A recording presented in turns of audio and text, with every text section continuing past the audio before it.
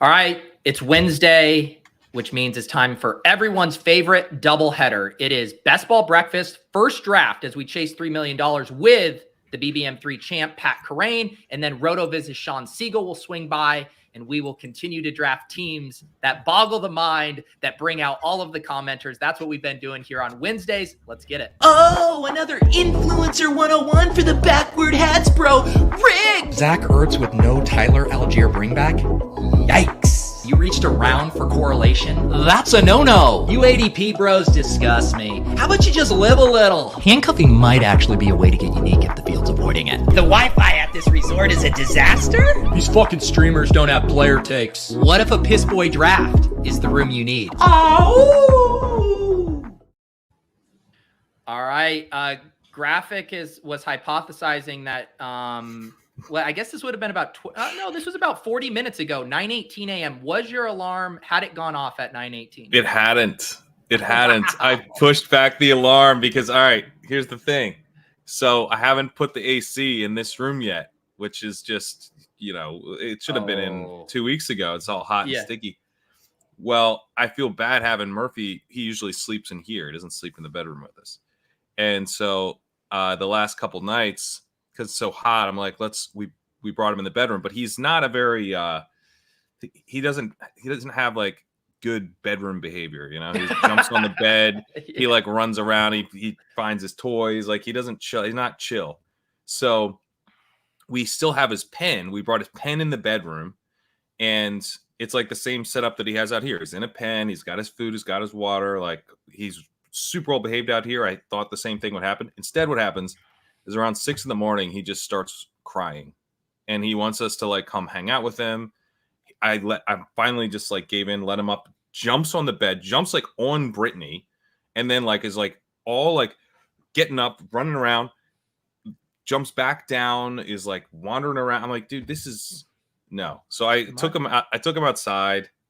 He did pee, but he had peed like right before I went to bed, so I don't think he even needed to. But then I just like finally I just left him out here loose, which actually worked out okay. But then, the alarm got pushed back a little bit after that ordeal. So hey, trust me, my go-to move is I've been handling the early shift when April gets up, and that can be like 5:15, 6 or whatever. And then I cover until Lauren's up, and then I go and take like a quick like hour nap like after, and just know like I'm okay getting up super early if I just know I can get at least an hour after. That's psychologically better for me. Yeah, I think that's exactly the position I would be in, because I can fall back asleep pretty well. Like I sleep, I can get into sleep pretty consistently well. The key for me is when I do the early shifts is no phone. Because like if I do anything screen or stimulus, then I'm like, all right, I'm wired for the day. So I stay in this like semi-drowsy state for like an hour and a half, no coffee, and then we go back to bed. All right, Pat, we do have to have a little State of the Union, a production State of the Union. I'm not sure if you caught any of Monday's Best Ball Breakfast. As you know, we play a song during the second draft of Best Ball Breakfast. It's Feed the Ducks. The people demand it. Sometimes I forget to play it. I don't know if I told you, Pat, but I've been doing the draft with you. And then because Shawn is the second draft, I Feed the Ducks with Shawn. Right. I mentioned that, maybe some people over at Rotoviz and Big Production, maybe a fine Irishman. Colin Kelly was hated Feed the Ducks and was raging against it.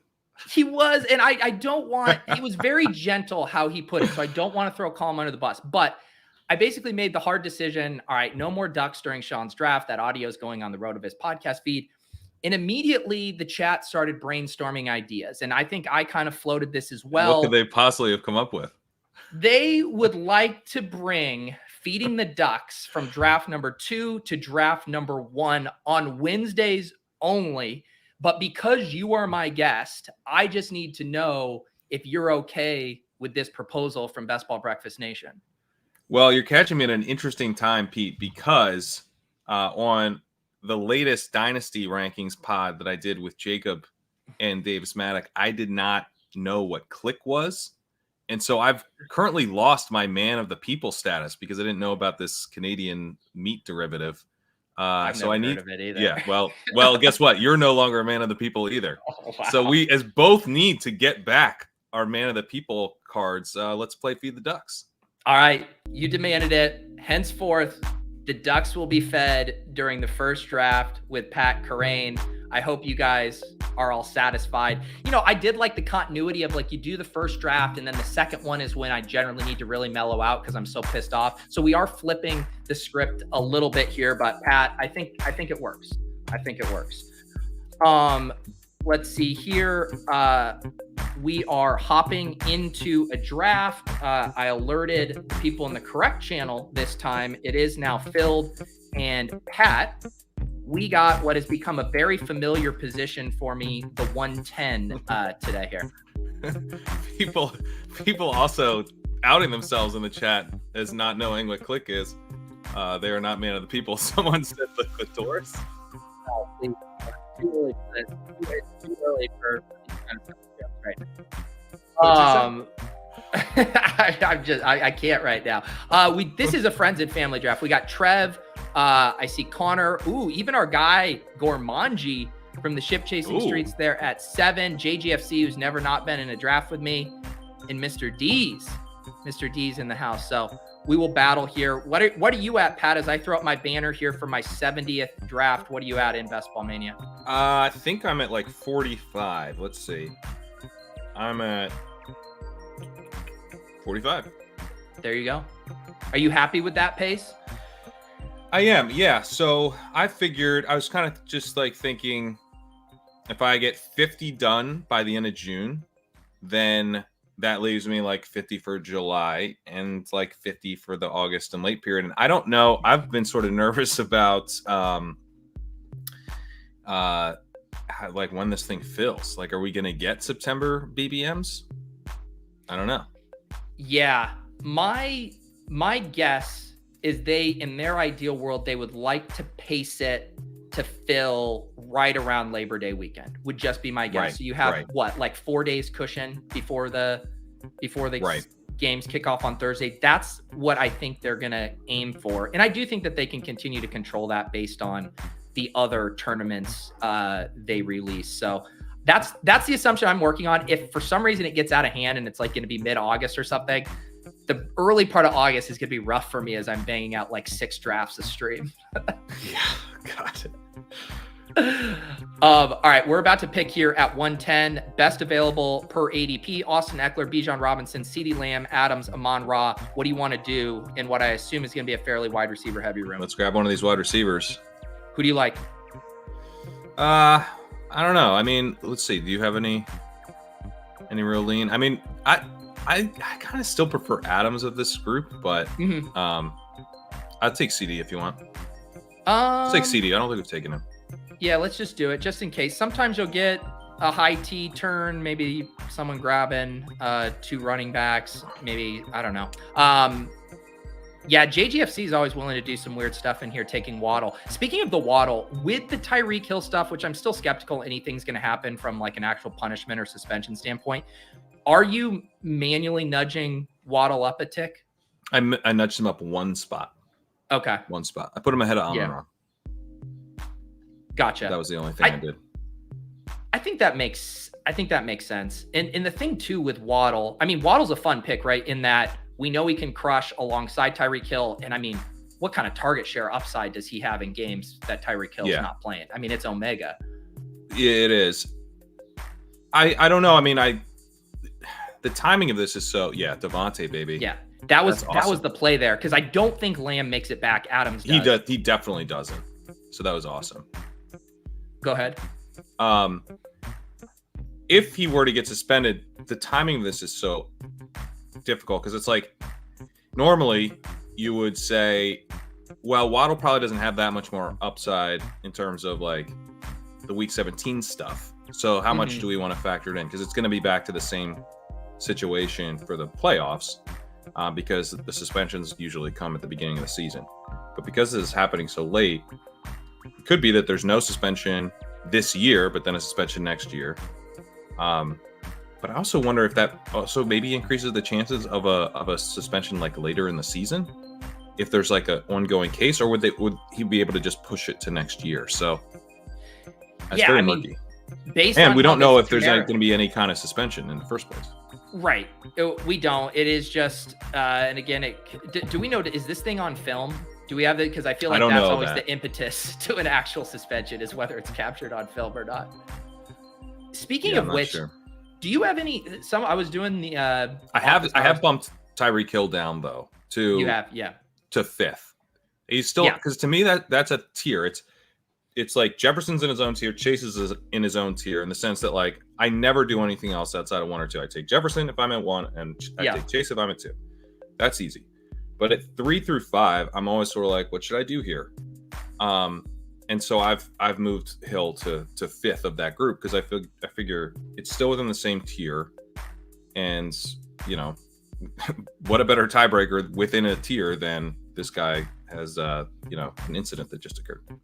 Yeah, and I've been taking Cooper Kupp over Tyreek Hill all draft season. I just checked my exposures. I'm at like 12.6% Kupp and 6% Tyreek. And so I actually think if we do get some Tyreek Hill sliding, but he still like never slides. I mean, people don't want to take like AJ Brown and Diggs ahead of him, even with whatever uncertainty there is. They don't.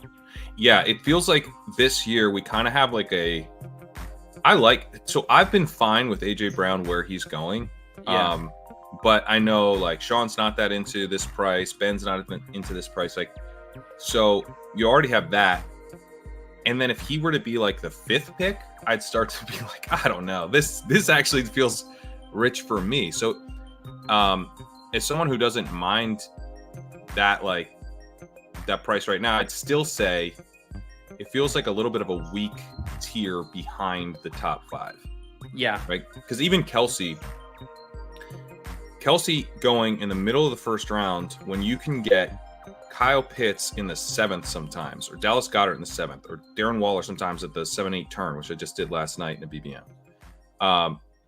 It's like, man, that's a big opportunity cost when the rest of the tight end market is like super cheap. Yeah, and it's funny because Shawn, I think it was one of the first episodes he did here on Best Ball Breakfast, he just randomly as an aside said, you know, the back end of round 1 wide receivers aren't that strong. And there was a multiple comments being like, what? And it's because we all collectively love the idea of taking wide receivers here. But when you actually look at it, and I think the reason he said that, right, is Pat, we used to have 4 running backs going in the top 5. And so you would get like peak Davante Adams at 1.8, you know, like something like that, or where it's like, he is by far the best wide receiver. And you're also getting him at the back end of round 1. Now everything's been pushed up. We are on the clock here. Jacobs does fall. Lamar is here. I think a detour for Jacobs is fine. I don't love these wide receivers. Like, I don't mind just getting one of this. Any thought on Jacobs and Adams together? I like it. Yeah. I'm a fan of it. Yeah, me too. It's also like, again, the Raiders are the perfect offense, and everyone did this in DFS last year too, where where you would play Jacobs and Adams together and like nothing else. And it was like you were getting like, even though they were slightly negative correlated in like 95th percentile outcomes, you would still get like 35 from Adams and 15 for Jacobs. And that would still be enough. Exactly. Yeah. I remember Jam to win, like just being every week. It took me a while to come around to Jacobs not like being a bum. Probably too long. Actually, in my article last on Monday that I had out, I mentioned that Jacobs has actually been pretty good in success rate, and I probably had a bias against him. But yeah, I remember that from the DFS stuff, like, you know, Jacobs and Adams. So Lamar does fall here. I do start to think a little bit like this could be an Anthony Richardson team with Vegas. You got Dak available, but I'm also still open to it. What do you like on the board here? I would, if you think we can get away with the second detour, Lamar here is pretty awesome. Yeah, I think we can. And also, I've been messing around with even 3 QB builds, even if I do get one of these elite guys. So I don't think it boxes us out. It's just, I think we can get away with 2 detours. I mean, we're for sure, what's going to happen, Pat? We know what's going to happen, right? We're 2 wide receivers at 58, 63, and then it's going to be a major sweat of what's available at 82. Right. But Lamar is a good person to have when you're in this situation. Yeah.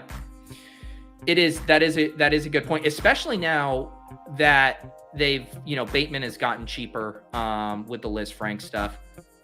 And I will say, like, I would never take Odell at the 7-8, but oh God, I will, if we do early 10th round Odell, that's the time I'll tack him on. I'm not a fan of Odell's, but that's the correlation, dude.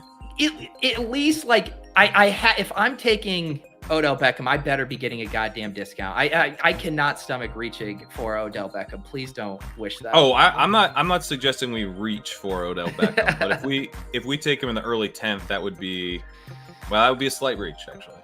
Wow, So man, I'm breaking all. I've been starting to pick off shares of guys. I think I got my first Nick Chubb BBM share the other day. Man, I will have stood for nothing if I could. I guess you capitulated to Sam Howell on ship chasing, or no, it was last week on. It was on last here week. Yeah, it was on here. All right. Yeah.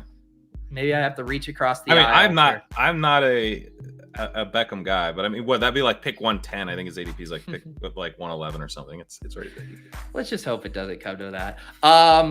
Let's see here. There's someone.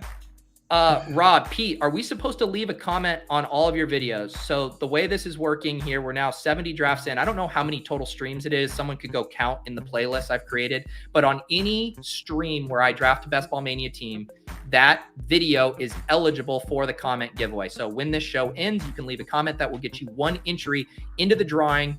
When we hit 15,000 subs on this channel, we're well on our way. Just crossed 14K the other day. I will do a giveaway. 3 winners will get $500 each. So if you left a comment on every single one of my videos, say I end up having 80 streams for my 150 draft, you could theoretically get 80 entries in. So yes, that is the deal. Chat comments, unfortunately, do not count. I don't have a way to track those.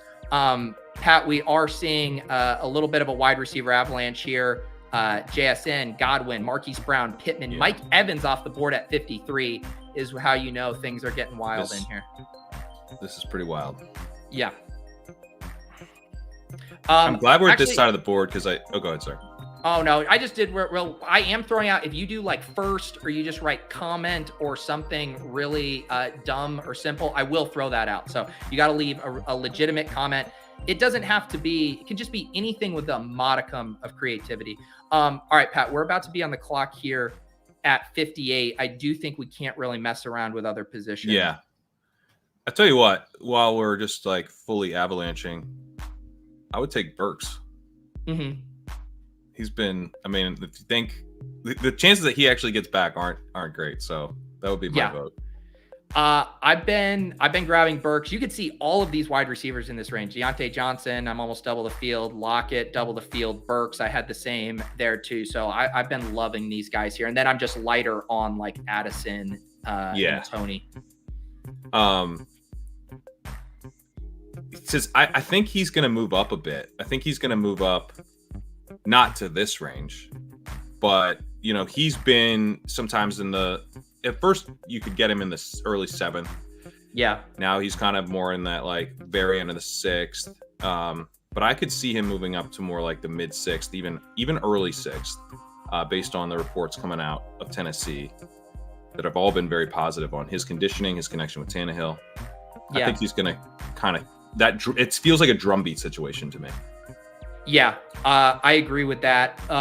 We got some wide receivers here. We both like Lockett, but I'm also completely fine taking any of these like top 5 guys other than Tony.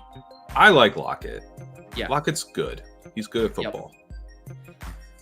Let's do Lockett there. It also gives us some other outs for quarterback stuff here as well. So our team now through 6 rounds, we've taken 2 detours. We started with the CeeDee Lamb, Davante Adams, then Josh Jacobs fell to us at the back end of round 3.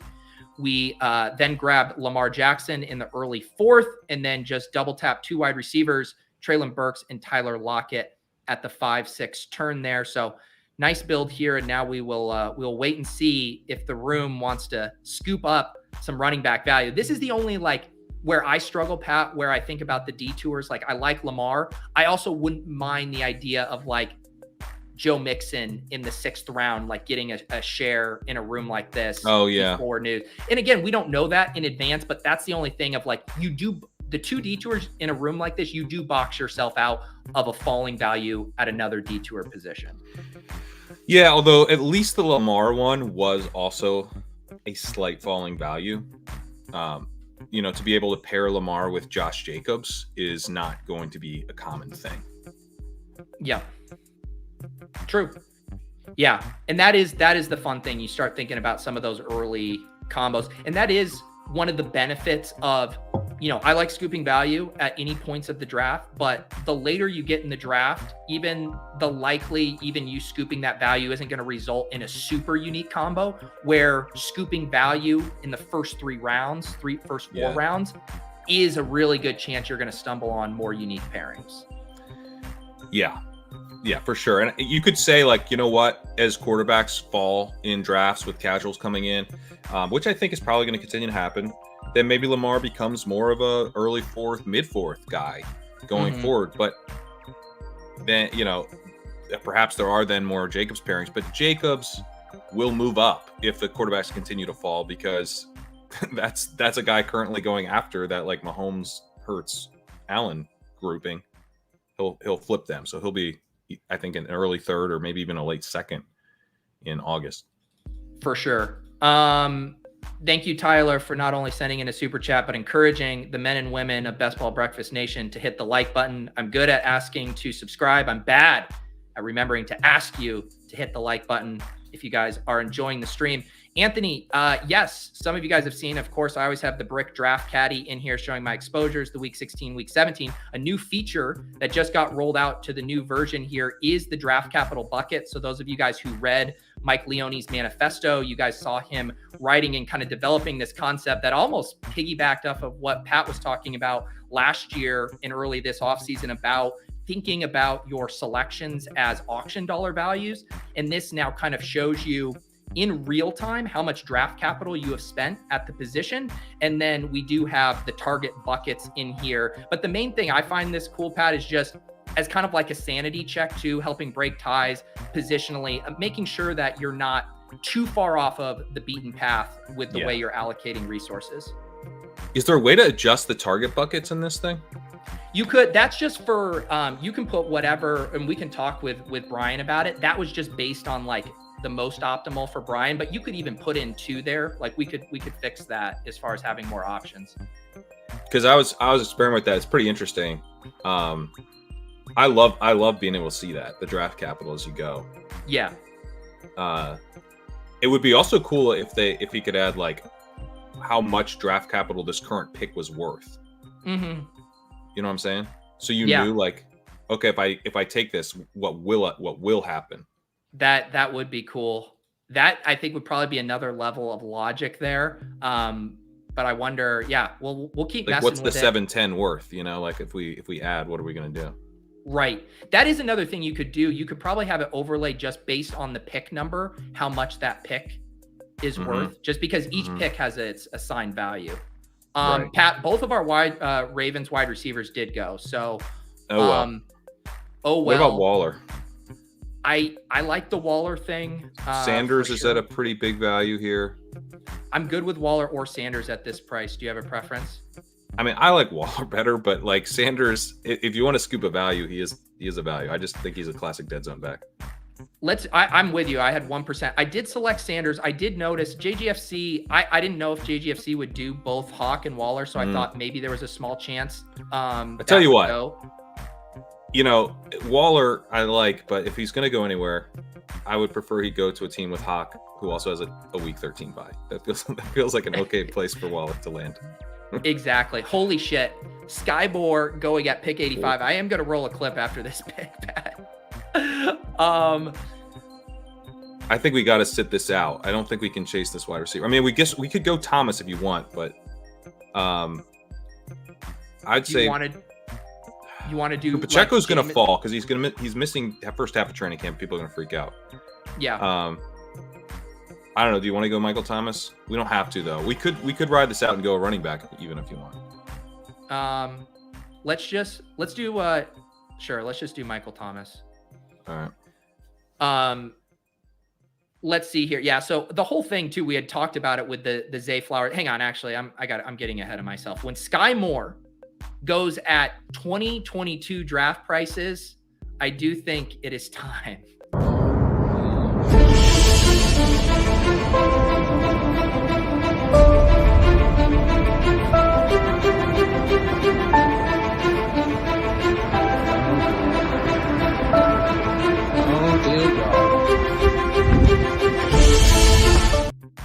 The 112 Skyy Moore is supposed to be a bit, and then he goes at pick 85.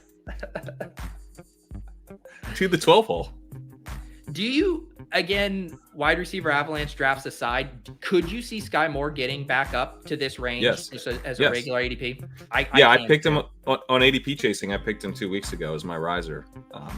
Because of this dynamic. Because now this dynamic usually occurs later, but like once Zay Flowers and Elijah Moore go, or Cortland Sutton maybe, it's like, but you're already, even those guys are already in this range of like, it's like you're increasingly feeling queasy.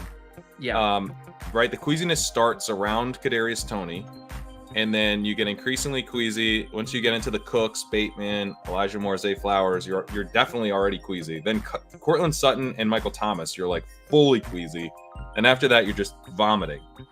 And we need someone like we need people to come help us out there.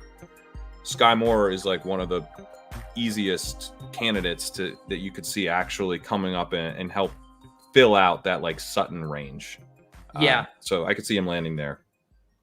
I think this is a good point, and I actually have heard you and Jacob and Davis talk about it on your guys' Dynasty podcast. Chris says, I feel like Skyy is less valuable in Dynasty than Best Ball, which doesn't make sense. And you guys have mentioned it with some of these other kind of like boom busty players too, where it's like use the top heavy tournament where there's $3 million up top to take big upside swings where if you fail, well, you burned a $25 entry. Whereas in Dynasty, some of these guys like bouncing on a Skyy bounce back, you could get paid off in Best Ball Mania, but if the floor falls out in Dynasty, like he's completely worthless if he does nothing this year. Exactly. This is a type of situation where I would use sustained buzz on Skyy. Entering the season is a potential a sell high moment for you in Dynasty. Get out on Skyy in Dynasty. Because Dynasty is basically about floor. Dynasty, obviously ceiling matters. You have to hit on ceiling outcomes too, but you're managing a portfolio and you're trying to stay liquid. And so you want a high floor on like as many of your players as possible so that you can continue to be shifting your roster around so that you can like, if you're able to move your roster around every single season, that's going to allow you to configure a roster that's going to score points for that upcoming season. If you're stuck with a group of players who no one wants, you better hope those players were good picks like 3 years ago, and you just happen to pick guys who score points like, 3 years out, which is unlikely.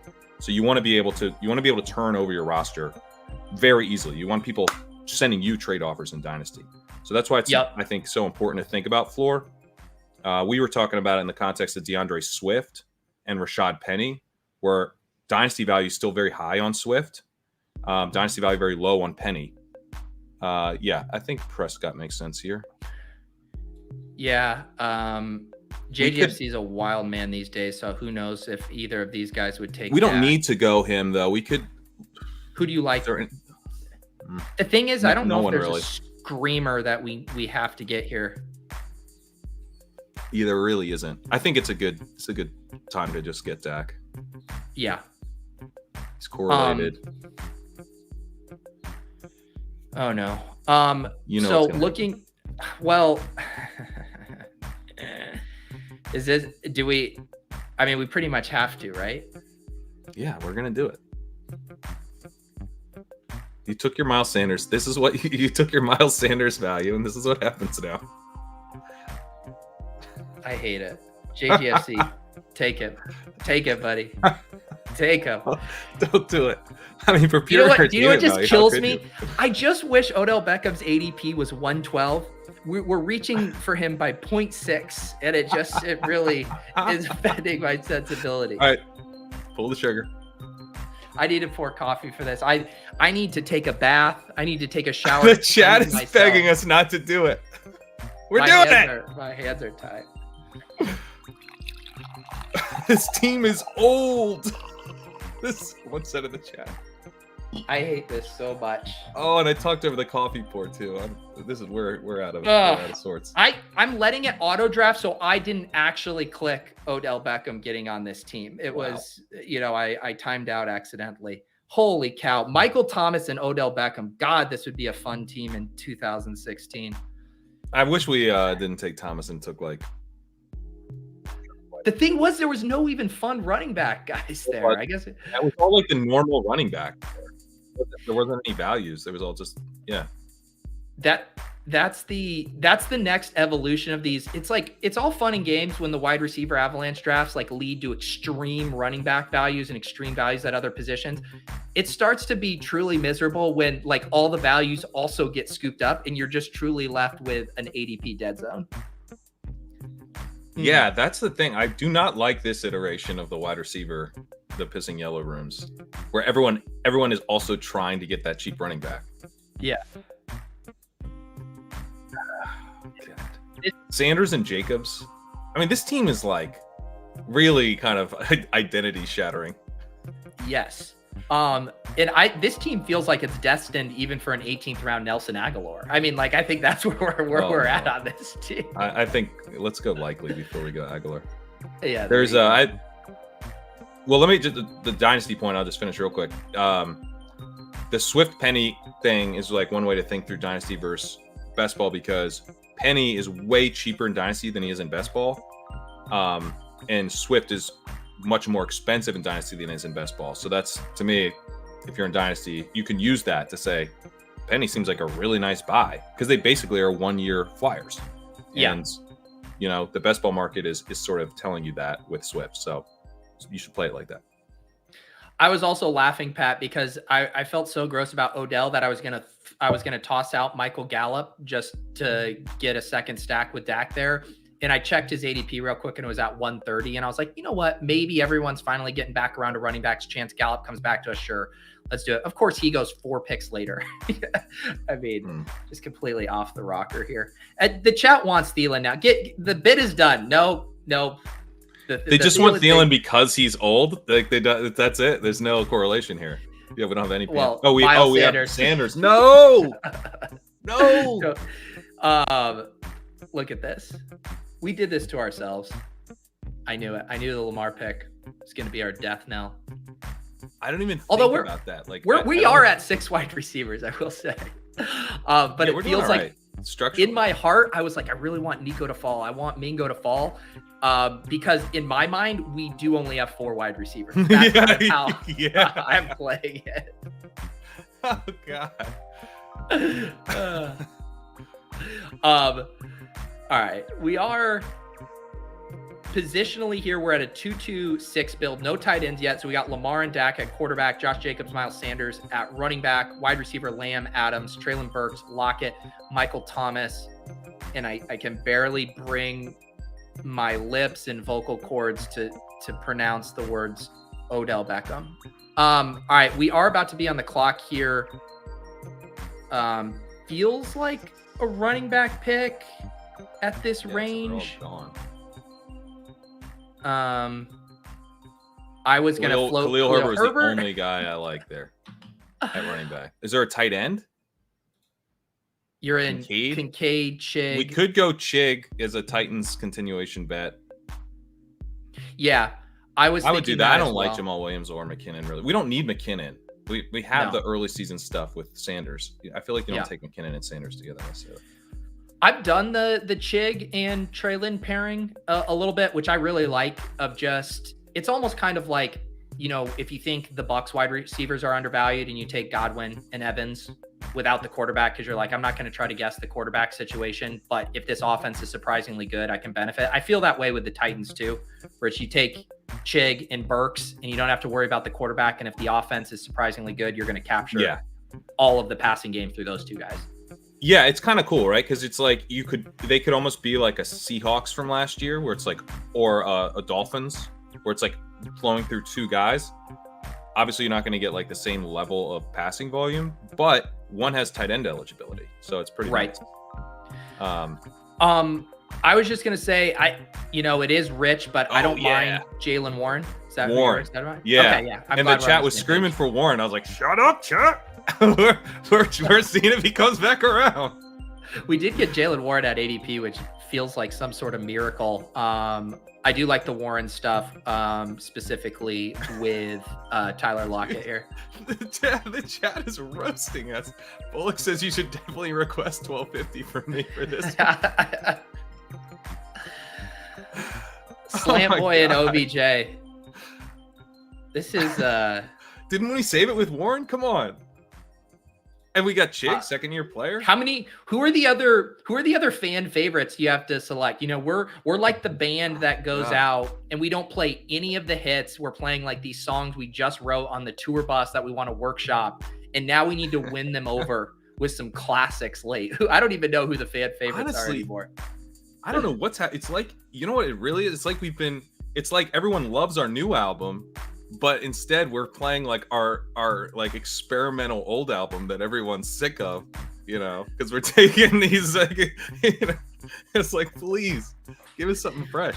I think what hurts so much, and you know, I do like to balance the idea of trying to draft a good team and you know, juggling a good bit. Like last year, my David Montgomery 0% bit felt so good, and now it's gone. Every time I'm going to look at the Bric draft caddy, it's going to say Odell Beckham 0.09% exposure, and I'm going to feel like a fraud, Pat. Yeah, go ahead. Oh, wow. I had some cold brew. I had a little backup second thing of cold brew. Yeah. Filtering, so I just threw it in the mug. This is the nickel backup team. You know, I went and looked. I have that on Dalvin Cook right now. I haven't drafted him once. Dalvin. Yeah, I think I have one share. I'm at 1.5%. Yeah, I think I took him like once or twice. But yeah, it is. It's not looking good. Did you see the report that? I mean, we all knew that there was mutual interest between the Dolphins and Cook. And then apparently they made an offer, and it was like some lowball offer. And he's like, yeah, I'm not playing for that, which is kind of what we assumed, right? Like the Dolphins aren't going to overpay. They're not giving him $5 million to come be like the third best back on their team. Like they're not doing that. I don't think people, so I have an article coming out tomorrow morning. That's part 2 of the success rate article that I've been working on. And I don't know that people realize just like how horrendous his numbers have been. He ranks, it's not just rushing, but he was last in success rate last year behind Ezekiel Elliott. His rush yards over expected have cratered. He, over the last 2 seasons, ranks RB 44 of 45 in ESPN's receiver ratings. So his receiving efficiency has also tanked. Elliott, by the way, ranks worst there too. So he's like kind of flashing all of the dust signals right now. The fact that the NFL is like completely unwilling to pay him anything, you know, of value is another. The fact that the Vikings we're definitely cutting him. Like it's not even a question, you know. It's just, I think he's probably done. He's entering his age 28 season. Running backs who flash like all of kind of the decline signals that he's flashing and then get cut usually don't do much the following year, even if they do land somewhere. And two, it's just like Dalvin Cook is going to have to capitulate on his price more than a team is going to panic and be like, we need to pay you that number. Like there just is now too much of a track record of these guys promoting people from the practice squad, going in-house and getting very similar. It's like there's a Zonovan Knight on your practice squad. You don't need to pay Dalvin Cook. The Broncos apparently it's like Jaleel McLaughlin, I think. They have some UDFA that they're starting to fall in love with. That's a running back. As a depth guy, as a reason not to pay a veteran. So to that point, I mean, there's always those guys who emerge. I don't mind like Singletary if we want to do like a little bring back on the Tennessee stuff. I take a lot of Singletary. Yeah. He's one of those guys that again doesn't feel like a super fun click, but I mix him in a decent amount. I think I'm slightly overweight on the field there on Singletary. I mean, who do you think anyone is challenging in that backfield beyond like Pearson Singletary? Like, is there a third guy that you think could muddy it up? Not really. I mean, it's Dare Ogunbowale is there, I think, and I don't know. Burkhead's not there anymore, right? So it's like Ogunbowale to me is like a perfect running back 3 where you just don't have to worry because he does nothing well. He's been used as a as kind of a pass blocking guy, but he's not all that good at pass blocking. So there's no reason he's not going to like push his way onto the field. And he plays special teams. So, you know, he's probably active as well, which is good because he's not very good at football. I'm throwing Jerome Ford in the queue. If you like any of these wide receivers, that could be interesting. If you want to reach for a second tight end, I like Ford. Yeah, yeah, me too. I love these clear cut backups right now. Yep, and Just we makes are things probably real easy. We're probably done at running back now. Josh Jacobs, Miles Sanders, Jalen Warren, Singletary, Ford. I think those three rounded out that Jacobs Sanders room pretty nicely. I love it.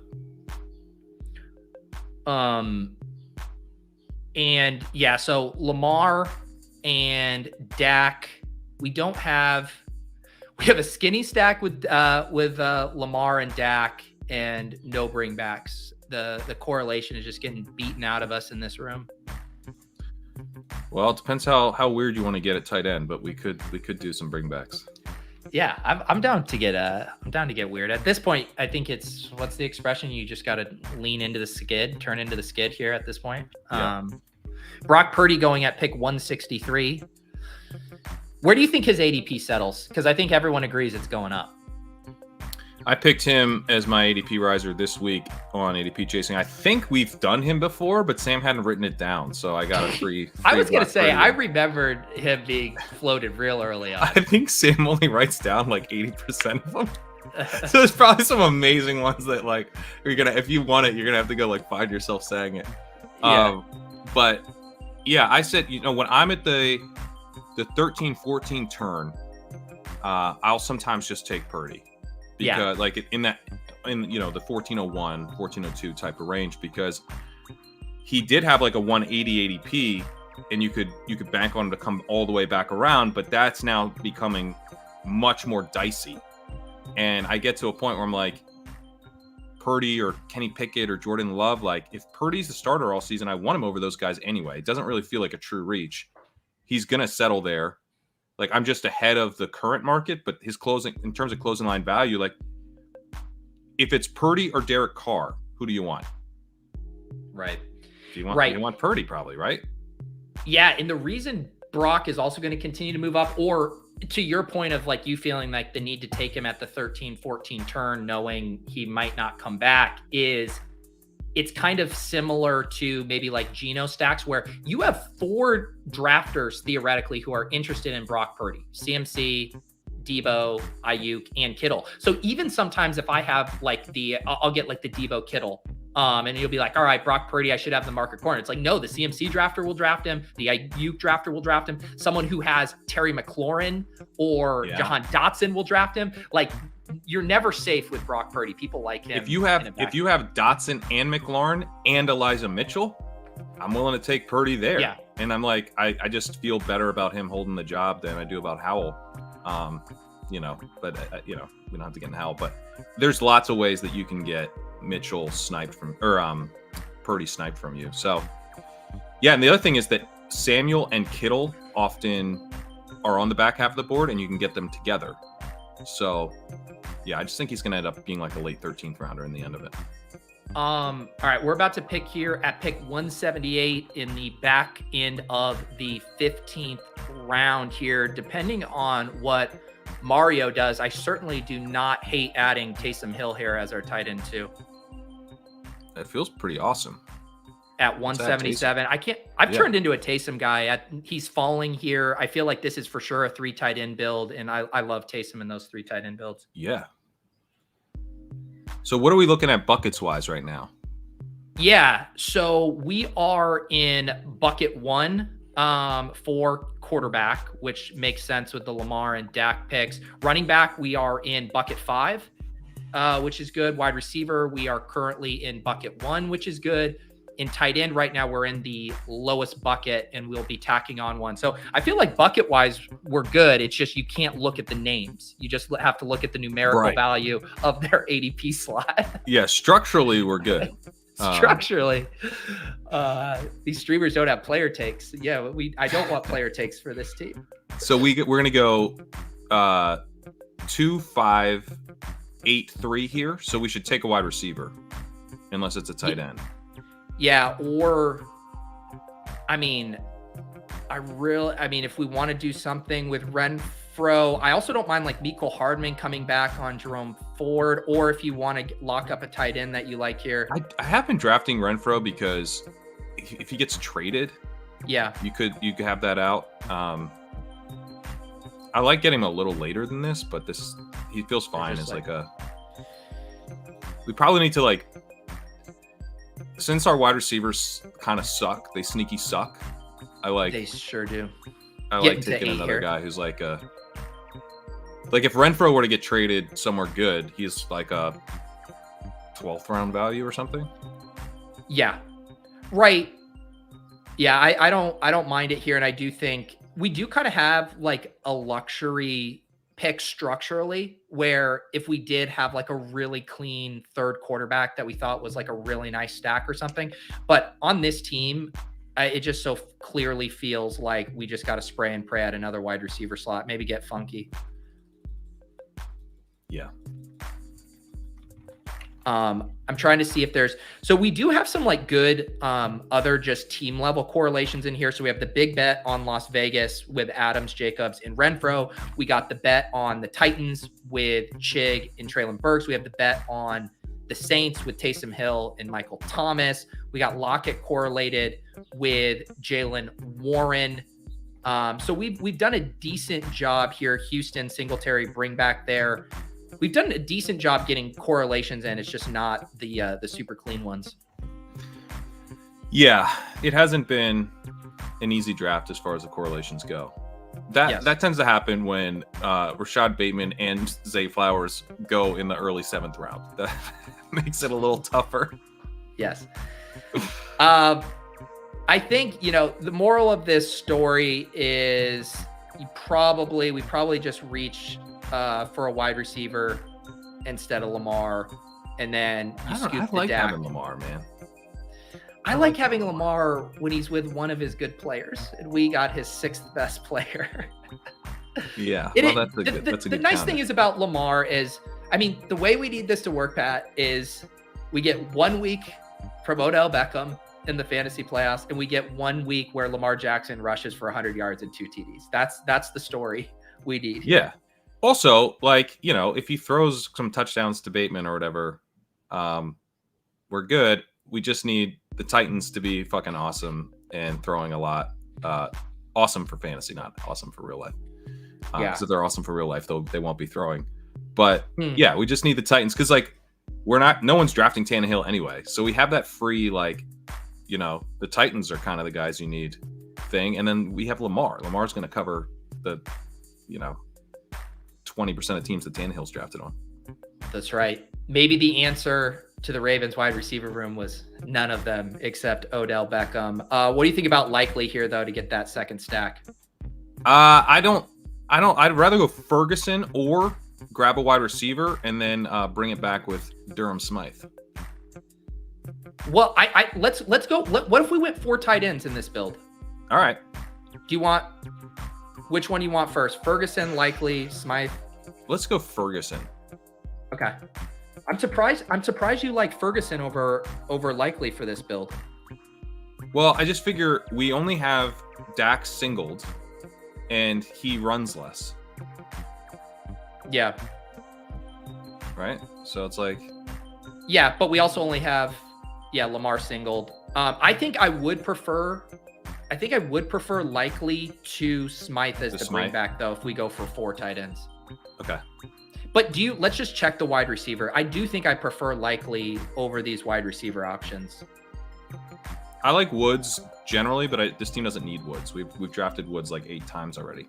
Yeah. I think this is just the draft where I capitulate to everything, to Taysom Hill, to Odell Beckham, to Michael Thomas, to 4 tight ends, to Miles Sanders. I completely lost my personal brand in this draft, Pat. Thank you for that. Well, if you really want to lose your personal brand, let's draft Durham Smythe, who's actually a starter, and not Isaiah Likely, who's a backup. Come on, Pat. We have to draft Likely with Lamar here over It's a bring back. I know. The correlation between tight end and his... Open your third eye. No. The Ravens are running all over the Dolphins. Lamar's run for 3 touchdowns. Tua just sadly dumping off to who? Durham Smythe over the middle. 3 yards, 2 yards, 5 yards, 3 yards, 1 yard. Durham Smythe racking up those fantasy points. This is what I'm going to do. I'm going to let you have this, and this is all on your hands. I wash my hands of this draft. I want nothing to do with it except a 50% equity share if it does happen to do well. But as of right now, I want nothing. Wait! Oh my God, the positional limits! God! Who did we get? You took Ezekiel Elliott, dude? No! Dude, what is your deal? Are you kidding me? It. You let us get Zeke when we needed a tight end? I did. What is that to bring back on? Dude, actually, hang on. Wait, if he re-signs with Dallas, that might actually be a good pick. We got the running back on Dallas. I talked myself into it. Oh, God. Wow. This is what happened right here, folks. Let this be a lesson to you. Your positional limits were set at 3. I haven't done the Dan Zach approved. Whew. Dude, this wins. This is the worst draft I've done. This is the worst. Well. And I still even haven't gotten to this super chat here. Thank God for Mark Wolf free rolling this entry for me. Never get the morning off and glad to draft with you and Pat. Let me get this morning's draft. Sauce me in the 2 position. I am so glad to have someone else's roster to sauce, Pat, because when we get back to saucing, I mean, I'm just gonna be jealous. I don't know. We've never done a saucing where it's like, I wish I had your team. Let's see all right, we got Mark here out of the 2-hole. Jamar Chase, Barkley, Mahomes, ETN, Godwin, Joe Mixon, Brandon Cooks, Tyler Boyd, Evan Ingram, Romeo Dobbs, Nico Collins, now starting to get his Chiefs guys. MBS. Off? I can't see anything. Yeah, sorry. I'm going to go, when this draft finishes, I'll go to the other one here too. MBS, McKinnon, Adam Thielen, Bryce Young, Jawan Johnson, Chase Brown. He's still finishing this up. So he did go a 3 quarterback, or no, sorry, just a 2 quarterback build with Mahomes and Bryce Young. I like that. And then he's going cheap with the stacks with Mahomes. He went with MBS and he got caught out by the Avalanche. Right? He got caught up. He got some individual ones. His wide receivers are who's early wide receivers? He got Chase, and then Godwin, Cooks, Boyd, Dobbs, Nico. Yeah, I don't think Boyd is your wide receiver 3 with Cooks is your wide receiver. Or sorry, Boyd is your wide receiver 4 with Cooks as your wide receiver 3 is tough. But that's the nature of these rooms. So let me just look at this final here, Mark. So yeah, 2, 5, 8, 3. I like your running back room, looks solid there. Mixon at 71 is a nice pick. I do think you recovered at wide receiver like Boyd, Dobbs, Nico. Someone had to fall on the Adam Thielen grenade. Yeah, Glad you did it well. Us. There's a shitload of week 7 buys. Look at that. Did you just turn into a bye week, bro, on Mark? Well, I'm just seeing the number 7 in my sleep now after our Dalmatian disaster. Pete, we need to. That's 2 drafts in a row for us of disaster. One in my hands and one of yours, my friend. Yeah, we got Nick, my producer, mentioning here in the private chat that feeding the Ducks in the first draft did this. I do wonder if just the karmic, blowback to moving Feed the Ducks from the second stream to the first stream really threw off the feng shui of our drafting. Yeah, I think what happened is I was trying to recapture being a man of the people, and then I drafted like a casual. Let's do a final. Beckham. I took Michael Thomas. We took Zeke. This is truly like, what is this, like a John Daigle team? This team looks like I got to challenge a mission to draft like David Kitchen. That's what this team looks like. Auto timeouts, poor correlation, dusty players. Yeah, I'm going to read this team and I'm about to vomit in my mouth as I do so. Lamar Jackson and Dak Prescott at quarterback. Our running backs, Josh Jacobs, Miles Sanders, Jalen Warren, Devin Singletary, Jerome Ford, and Ezekiel Elliott.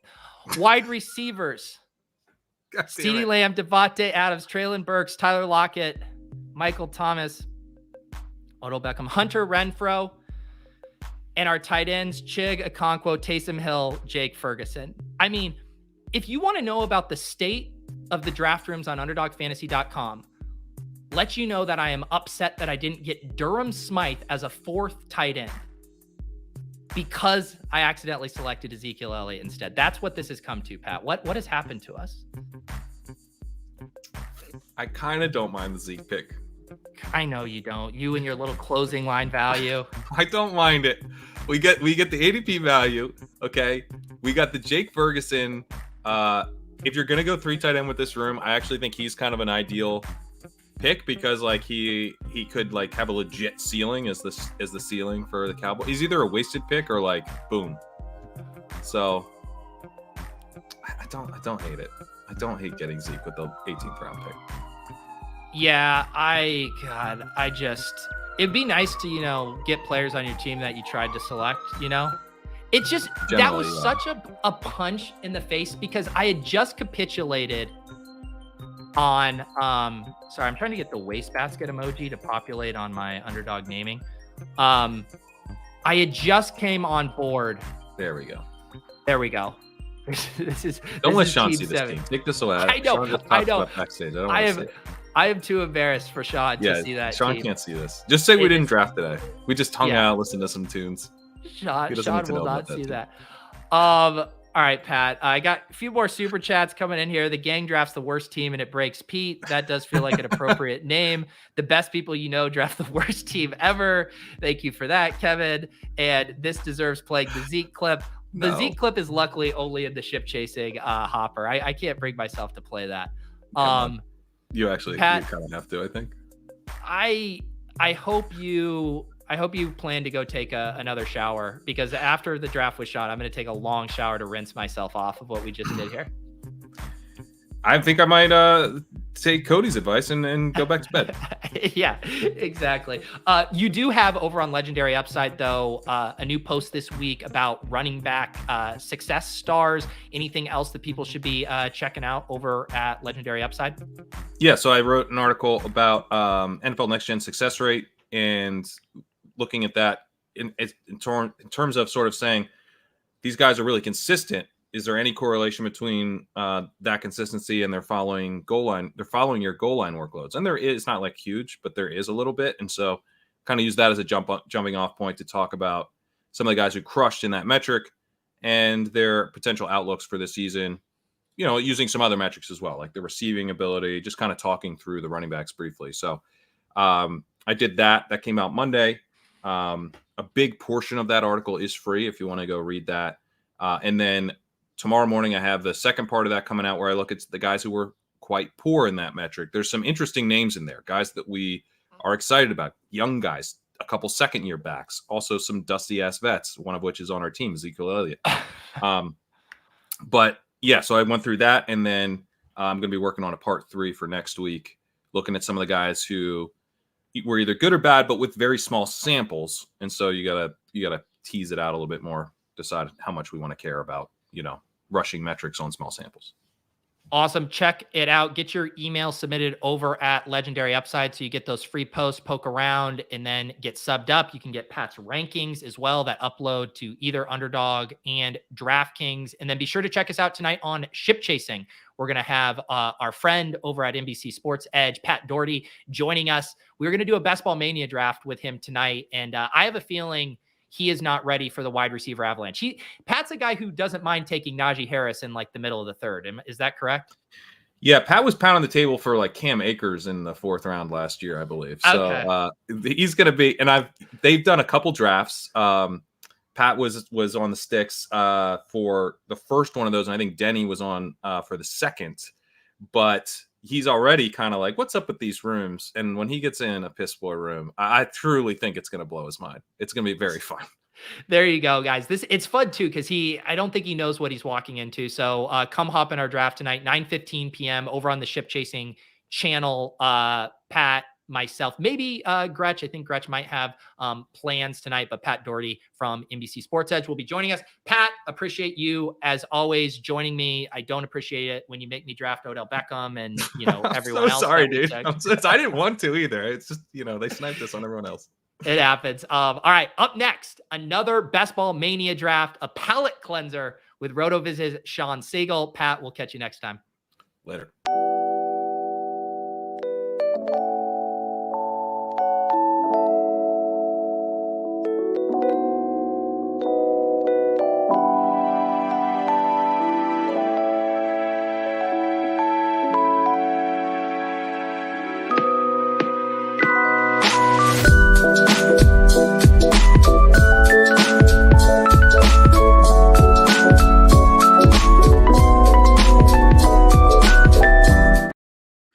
All right, welcome back to another edition of the Best Ball Banana Stand, a crossover here on my YouTube channel and the Rotoviz airwaves. I'm Peter Overzet with Shawn Siegele. Every single Wednesday, we hop in a Best Ball Mania draft. They have been wild drafts. We have been forced to get crazy, get weird, get outside of our comfort zone. And there's no other person on this planet that I would rather have as a co-pilot in a wild draft room than Shawn Siegele. Shawn, how are you doing today?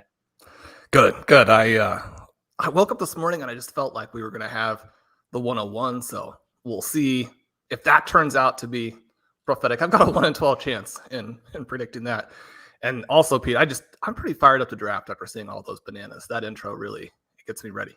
There you go. I'm not been eating. I don't regularly eat breakfast in the morning. So kind of the psychedelic bananas is the closest I'm going to get to sustenance. I did want to ask you, I know, have you found a spot this year where you prefer to draft? Like if you got to pick your draft spot 1 through 12, like where would you like to be ideally if you got to handpick it? I think if you can get in that 104 type of range where you're somewhat in the middle, but still probably have access to one of the very top wide receivers. I don't have any problem with some of the Christian McCaffrey teams that you and I have drafted. I think those are really fun. They set you up to do a lot of cool things. I did have a draft last night from the 12, and so you're at the turn every time, and was able to grab 4 receivers, and then the 2 running backs left at the 5-6 turn were insane. And so to be able to do that in 2023 is so much fun. You get the receivers, you get the running backs, you feel like you have this better than was ever possible before kind of team. And yet when you're drafting from the back and drafting from the turn, I mean, you don't have really any control over those wide receivers kind of in that next range that you really want. So it can put a little bit of a pressure on you to set up some of the game stacks that you want. But other than that, I mean, I like it from everywhere. This is such a fun year. Yeah, and it's fun too. I remember over the years, even when it did feel like there was a clear tier break at the top, some of those elite bell cow running back years. I mean, there was a string where you would look at advance rates for the first few picks and they were awful because those top guys kept getting hurt. So it's one of those things you got to remind yourself, as much as we might like a pocket of the draft or a tier break, it's like at the end of the day, we are still susceptible to injuries and stuff, completely wiping out a section of the draft board. So you do really never know with that. Yeah, the 101 has been an absolute landmine. It'll be interesting to see. I mean, obviously it's just very random, but we've gotten great results from Antonio Brown when he was kind of the version that we have now with Justin Jefferson. It'll be interesting to see if Jefferson and Chase at the top there can come through and deliver what folks are looking for. Yeah, we are on the clock at 1-4. We hopped in a Best Ball Mania draft. We do see Jefferson, Chase, and Kupp all go off the board 1, 2, 3. Happy to do a CMC team if you do want to mess around with wide receiver. What do you think is the play here? Well, I like to do CMC from this spot, but I'm also good with Tyreek Hill. I don't have a lot of him. So if you have a preference, we should go with it. I am so terrified of the wide receiver avalanche after what happened to Pat and I that I am just going to throw Tyreek Hill. I see all the familiar names in this draft here. So Shawn, I think there's a legitimate chance in this room that T. Higgins isn't available at pick 21. And that'll give us an opportunity to do what we've done before from the front, where we end up with really good running backs in 2 and 3, and then come back around to some of those wide receivers. People obviously have to reach at all levels of the draft for receiver, at least until a point pretty deep.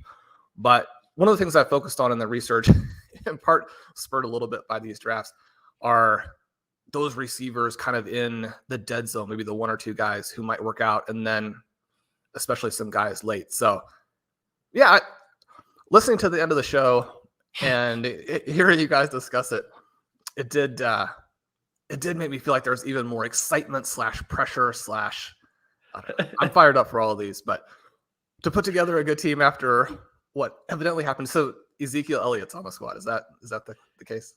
It is. And so now 2 of the past 3 drafts on Wednesday Best Ball Breakfast has featured a technical difficulty where you were trying to tell me not to select Jeff Wilson, and I selected Jeff Wilson, followed by Pat trying to talk me into Durham Smythe. And instead, because I had positional limits set at max 3 tight ends with my default limits, and because I didn't manually select it, it auto-drafted a running back, which happened to be Ezekiel Elliott. So somehow, Shawn, I just drafted a team that had Odell Beckham, Michael Thomas, and Ezekiel Elliott on it, and I've never felt more gross. If at midseason all 3 guys are in the NFL, it'll be fantastic. Yeah. The thing is we are off to the races here in this room. So Shawn and I did start with Tyreek Hill at pick 4. We do see a bunch of wide receivers come off the board here early. Devonta Smith goes to Starkindler at the 1-2 turn. He takes him over guys like Amon-Ra St. Brown and Jalen Waddle. We will see if my prediction is true. It is. T. Higgins, Chris Olave go off the board at 18 and 19. And now we were sitting here looking at our choice of a running back or quarterback here. Yeah, I don't really think we can pass on Jonathan Taylor at this particular price. And I mean, it's always possible that training camp, the preseason, will look so bad for the Colts that he continues to fall. But I do think that Hill with Taylor is one of the advantages that you talk about from time to time about drafting in some of these rooms.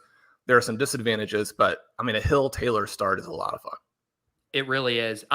You kind of slipped that in, and I don't know if we've gotten to talk about it a bunch on this show, and it might need to last longer than in between our next pick here, but I do want to hear your bear case on Anthony Richardson, because I'm pretty sure you might be lower on him than anyone else I know, to the point you think it might hurt Jonathan Taylor, a guy I know you love. Is that kind of what's driving your fear of, hey, we might get cheaper Jonathan Taylor? Yeah, I think that, I mean, all of the college football guys that we brought on the show really warned us, and brought on Rotoviz Overtime, really warned me and Colin about like his actual level of play is just so low. His passing ability is way worse than people realize who are just looking at it maybe from an analytics perspective. And it looks really bad from an analytics perspective as well. I think he's going to run effectively. I think that people are going to want him to run more than he does. I mean, one of the things about having a really low sack rate is that he gets rid of the ball when he doesn't need to sometimes, at least again. That's what I'm hearing from all the college football guys. I do think that Taylor probably works with that in a way that maybe the receivers don't. Obviously, the receivers are pretty heavily discounted because people are expecting low pass volume and probably low pass efficiency. But when you have a superstar athlete like that, there is always the possibility that you just get this huge jump. And if he takes that jump, then we're off to the races. I mean, Taylor is just such a massive talent in his own right that I think you have to continue to get plenty of exposure. If he creates a situation where teams have a more difficulty focusing on him, I mean, you could get 6-7 long touchdowns from Taylor. We are on the clock here at the beginning of the 3rd round. Ramondre looks nice to me, or if you wanted to reach, Keenan's definitely not making it back to us. What do you think? I think I'd like to go with Stevenson. I think that we get still, even though they're not going to be the same guys you get in most drafts, I think when we come back for 4 and 5, we'll get 2 names that we really like. I mean, they'll be early, but I really think that the 3rd and early 4th in regular drafts are actually very weak at receiver, and you almost should reach anyway. So if we're in a situation where, you know, we do reach in the 4 or 5, that I think actually sets us up for a really cool team. I think it does too. I think what, you know, knowing how these rooms go in the pockets of the draft, we probably don't have any other non-wide receiver detours available to us.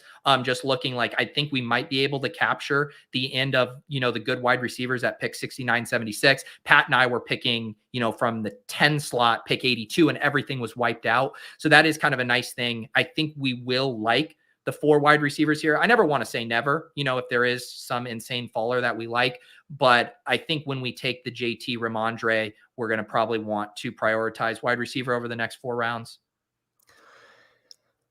I would agree with that. I do think that sometimes, like you mentioned, you get such an insane running back value. And one of the things you can do in these drafts every once in a while is put together basically, and people are going to object to this terminology, but you can accomplish a lot of the things that you're looking to do with 0 RB and a lot of the things you're looking to do with hyper fragile simultaneously. If you're willing to fade some of the other positions. Again, I mean, these drafters are so strong, they're not going to give us any crazy values, certainly at wide receiver, and they're going to put their teams together in a way that works for them, and that might also help work for us. That's, again, one of the mild benefits of all the drafters being so strong. But I completely agree. I think these next 4 rounds set up very nicely as long as we're sort of positioned mentally to be aggressive, which I know that you especially are with all the Avalanche drafts. And I mean, I love the receivers in this range. So yeah. And I felt the same thing you have as far as this really big tier in basically rounds 4 through 7 for wide receivers. Like Pat and I were just talking about how we think Treylon Burks is going to be a fairly big riser in ADP once training camp starts. And it's like, I really don't have that much of a difference between Drake London and Treylon Burks as far as kind of the range of outcomes, the upside scenarios, like that. And there's almost sometimes a 3-round gap in their ADP. And so that's not even a knock on Drake London. It's mainly just saying there are a lot of good receivers that go in this wide range, and the market is kind of just arbitrarily deciding how they want to rank those guys within it. And especially as you mentioned there, the younger players, if they get buzz, can move a lot. I mean, Burks was awful last season, but we also know that his prospect profile was pretty enticing. And so when you look at that versus a guy like JSN, for example, who hasn't played at all with an enticing profile, you have to sort of pick which direction you want to go with it. But so we do get a lot of those guys wiped out right there. Do you have one that you have to have here? I'm completely fine reaching for JSN. Hopkins is still a tough click for me. I see he's ahead in your rankings. Do you have a preference? No, let's go with Jason. Yeah. Obviously going to seem rich relative to ADP, but it's how it goes. And this goes back to the thing of, I think you can dance around at wide receiver in this range and just get the guys you like. The guys we were passing on who are ahead of him in ADP, Christian Kirk, I think would be the big one there as far as at the ADP point, but I have no problem taking JSN over Christian Kirk. And Kirk, I think you could even argue is undervalued, and yet there are some things that he could hit this season that would really knock him down. I also think it's difficult to build out good Jaguars-oriented teams. And so that moves him down for me a little bit too, just simply not wanting to build some of those game stacks in. Yep. Hopkins does go. We are back here. We could get Burks, Pickens, Evans. Happy with any of those guys. What do you like? Yeah, let's do the Burks selection. We've talked about him a little bit. Obviously, he's not going to come back. You get the extreme upside when you have a big-bodied receiver who put up elite metrics in terms of age-adjusted production in college. He looks good when you talk about dominator rating. He looks good when you talk about yards per team attempt. Obviously, he played in a difficult conference there. And if we get a solid season from Ryan Tannehill, which we've done in the past, just not super recently, and if he consolidates the target share to the point that it seems like even if they're a low volume passing team, his targets could really get up there. And if you have a player, I mean, they drafted him to be their new AJ Brown. That's asking for a lot. But again, when you have a player with that kind of physical profile, that production profile, and just, no one around him for the targets, I mean, you're talking about a guy who next season could be drafted at the 1-2 turn. Yeah. I completely agree. He definitely feels like the guy who, he's just right there, makes the jump similar to what we saw Garrett Wilson do in ADP, and we've seen some of these other guys do. We do get in classic wide receiver avalanche room, Najee Harris at pick 56. Aaron Jones at pick 58. But it is, I've been talking too about, previously in these wide receiver avalanche rooms, you would get some extreme running back fallers, but the drafters are now so sharp that they're not even letting the extreme fallers happen a lot of the time. And this is why I do like, and Pat had a clip about this on ADP chasing the other day too, of like still wanting to prioritize legendary upside with those running back selections because of the fact that there is so much production available. Like he referenced James Conner and Rashaad White, who I do think, Shawn, 3 years ago, their kind of profile for projectable volume, that would have made those guys 4th and 5th round picks, right? And now they're readily available in the 8th and 9th. And I was thinking to the draft I did last night, which was not a wide receiver avalanche draft, but Aaron Jones fell to me at 512. And so you go ahead and pick that, even though, maybe you're not quite as high on him as the normal ADP. And then Rashaad White, somebody I just have questions about the talent on the offense and tend not to draft. I mean, he was there at the 8-9 turn. And so again, like I'll go ahead and put those guys in with a team that started wide receiver times 4. Yeah, exactly. That is a really nice thing when you can, zig and zag and then catch the value pockets at the right time here. That is the only downside too of like in this where, I love Taylor and Stevenson, but say if you did have, I don't know, a J.K. Dobbins falls to pick 69 and it's like, man, structurally, that's a really, really hard click for us. I am shocked that George Pickens fell back to us here. Anything else you would do instead of him? No, I think especially with having JSN there and kind of leaning into these breakout receivers. I mean, just take George Pickens' scouting report on himself, and he's a pretty easy pick in the 6th round. So. Well, the funny thing is, Shawn, is I kept my mouth shut because I was like, whatever, play the ADP game. I was going to float Pickens at 52 because of the Seattle-Pittsburgh angle. And so I am super glad that we showed some patience there. Pickens at 69 in this room feels like a massive victory. It does. And I don't know, I was hoping that the Dotson might come back around, but that was obviously too much to ask for there.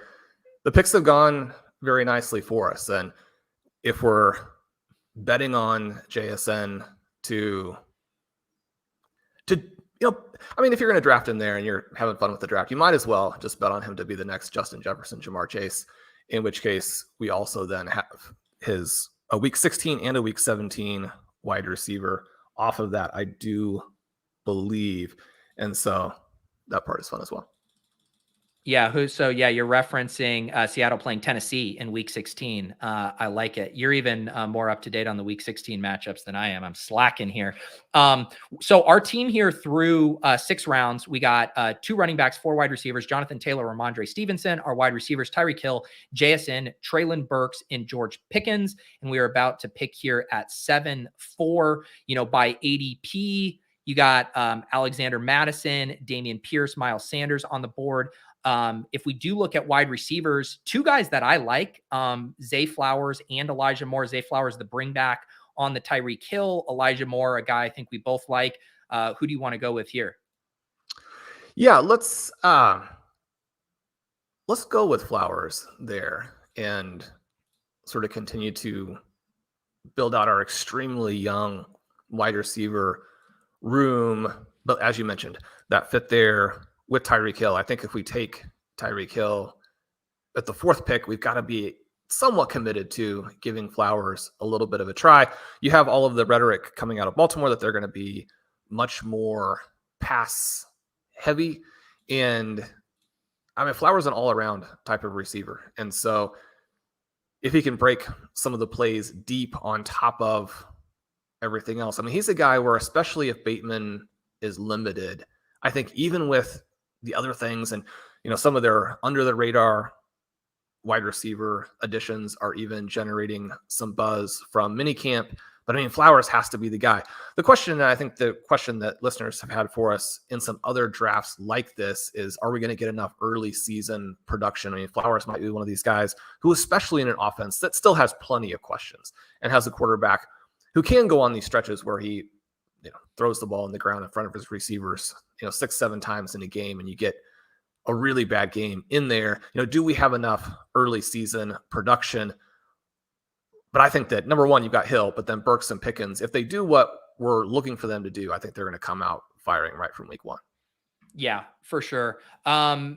And our team now through 7 rounds, we got that double anchor RB from the second and third with Jonathan Taylor, Ramondre Stevenson, wide receivers, Tyreek Hill, JSN, Treylon Burks, George Pickens, Zay Flowers. And this is definitely my preferred way to do the 2 early running backs, where you forego the quarterback fallers, the tight end fallers, and really build out that wide receiver depth. Because now at this point, we do see all of the wide receivers get coming off the board. I was wondering, were you tempted when DeAndre Swift was at the top of the queue there with your rankings? He does go at pick 86, which seems like a very nice price. I really did want him. And so, you look at the back end there and think about some of the teams you could build from that range would also be really cool. But we're probably going to have more chances to pick him as we go along. I'm sure we both have a lot of exposure. It would be, if he goes off and this team would have had those 3 running backs and you would win the whole thing, then you're not going to be like, oh, exposures, whatnot. But in a wide receiver avalanche draft, if you're actually drafting a running back who's not of value, this is probably the draft to go ahead and pass on him. But it was tough. I love him there as another part of that running back room. And I know that the liking 2 running backs from the backfield is not mutually exclusive whatsoever, but knowing how much you like to play offenses through the cheaper piece, do you find yourself liking Rashaad Penny more cost adjusted, or even cost adjusted, you're still Swift over Penny? I think even cost adjusted, it sounds like, he's much more locked in. Both of the guys are absolutely huge talents, but I think that people are going to see DeAndre Swift as really like a first round pick type of talent this year with the Eagles. So again, it's hard not to pick him at the prices we were being given there. So I don't know if Tua would come back to us here. You and I draft James Cook a ton. What do you think the play is here looking at this board? Yeah, I think we go with Tua. I don't know that there are any other must draft pieces. And he's a player who should probably be drafted, in the same basic range as Herbert. Now he is rising a little bit relative to some of the other guys who are falling. But when you have a Dolphins player already, I really like to continue to push the QBs, and we have some other things set up. And yet, if Tyreek Hill does what you need him to do, again, out of the 104, you don't want to just kind of paint my numbers and pick the guys who fall into that. And yet, it's such a clear-cut pick there. And I think that, again, if you come back and you look at the guys who are most likely to be huge risers at this point next season, this team is loaded with those players. Tua definitely the guy, I think, in the entire first 10 rounds who fits that category at the quarterback. Yeah, and I do think there was a small chance he comes back, but I just don't know if there's anything that we had to select. And James Cook does come back if we want him. Lots of good running back options available. Is Cook the play here? Wide receiver getting wiped out. Our guy Romeo Doubs goes. What do you think? Yeah, let's go with Cook or Skyy Moore. Do you have a preference between those two? I have been trying to get ahead of the avalanche on Skyy Moore. I feel like his price is screaming up here. Should we just grab him here and ease off the gas on our James Cook exposure? Yeah, that'll be it. He's still got a lot of risk. They're trying to talk him up when you have a season as poor as he had, when there really was more opportunity than they like to kind of portray it as. There's a real risk that he's more or less already done.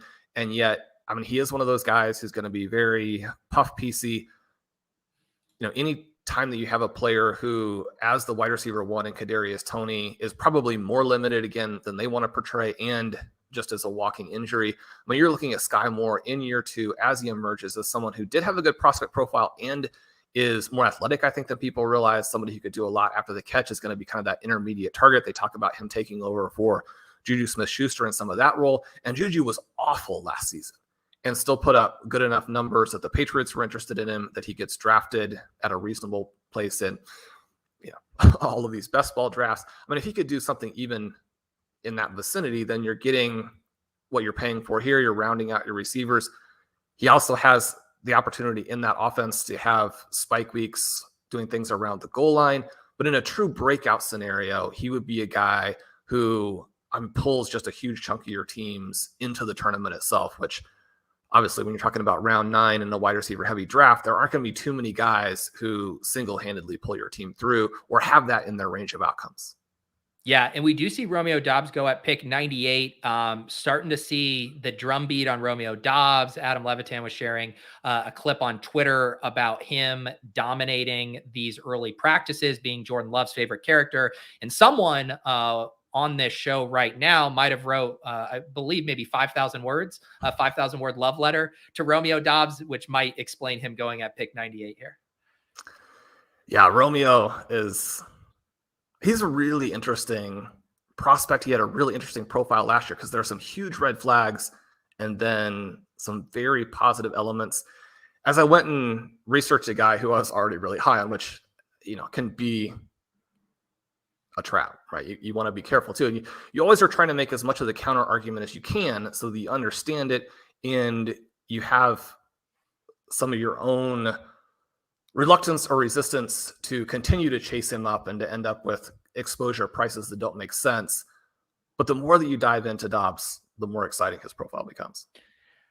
We can confirm that the drafter JGFC, who literally is in every draft with me, will you please stop this, JGFC? Also a Rotoviz sub, consuming the Romeo Doubs hype and then selecting him at pick 98. This is the problem, Shawn. This is the problem about these guys getting in our drafts after reading just a massive piece about Romeo Doubs. So we did this to ourselves, is what I'm trying to say here. Well, I also do get these fun messages from Pete about don't give away our picks. So So we could go with a running back here. We could stack up Geno Smith with JSN, or we could push QB2 down the road. I do like Brian Robinson in this range. What jumps out to you? Yeah, can you go just to running backs real quick? Yeah. Yeah, let's do Robinson if you like him there. Yeah, I'm trying to see if there was anything else. I think the running back targets here, I do feel like there's a few more before a pretty big tier break here. So if we do end up with some kind of like hyper fragile build with only 4 or 5, I think Brian Robinson is a nice selection. 7 picks past ADP there.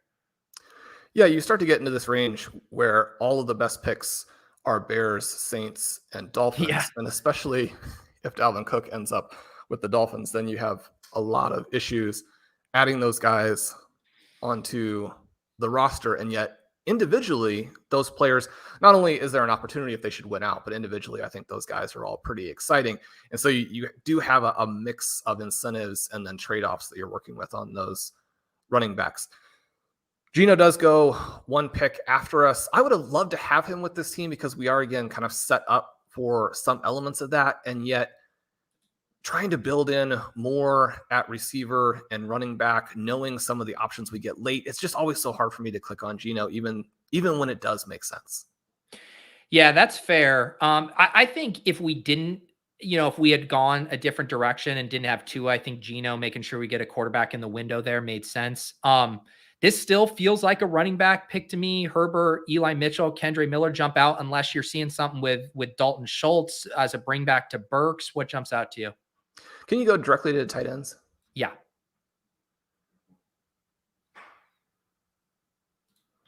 Let's go with Herbert here. Okay. Yeah.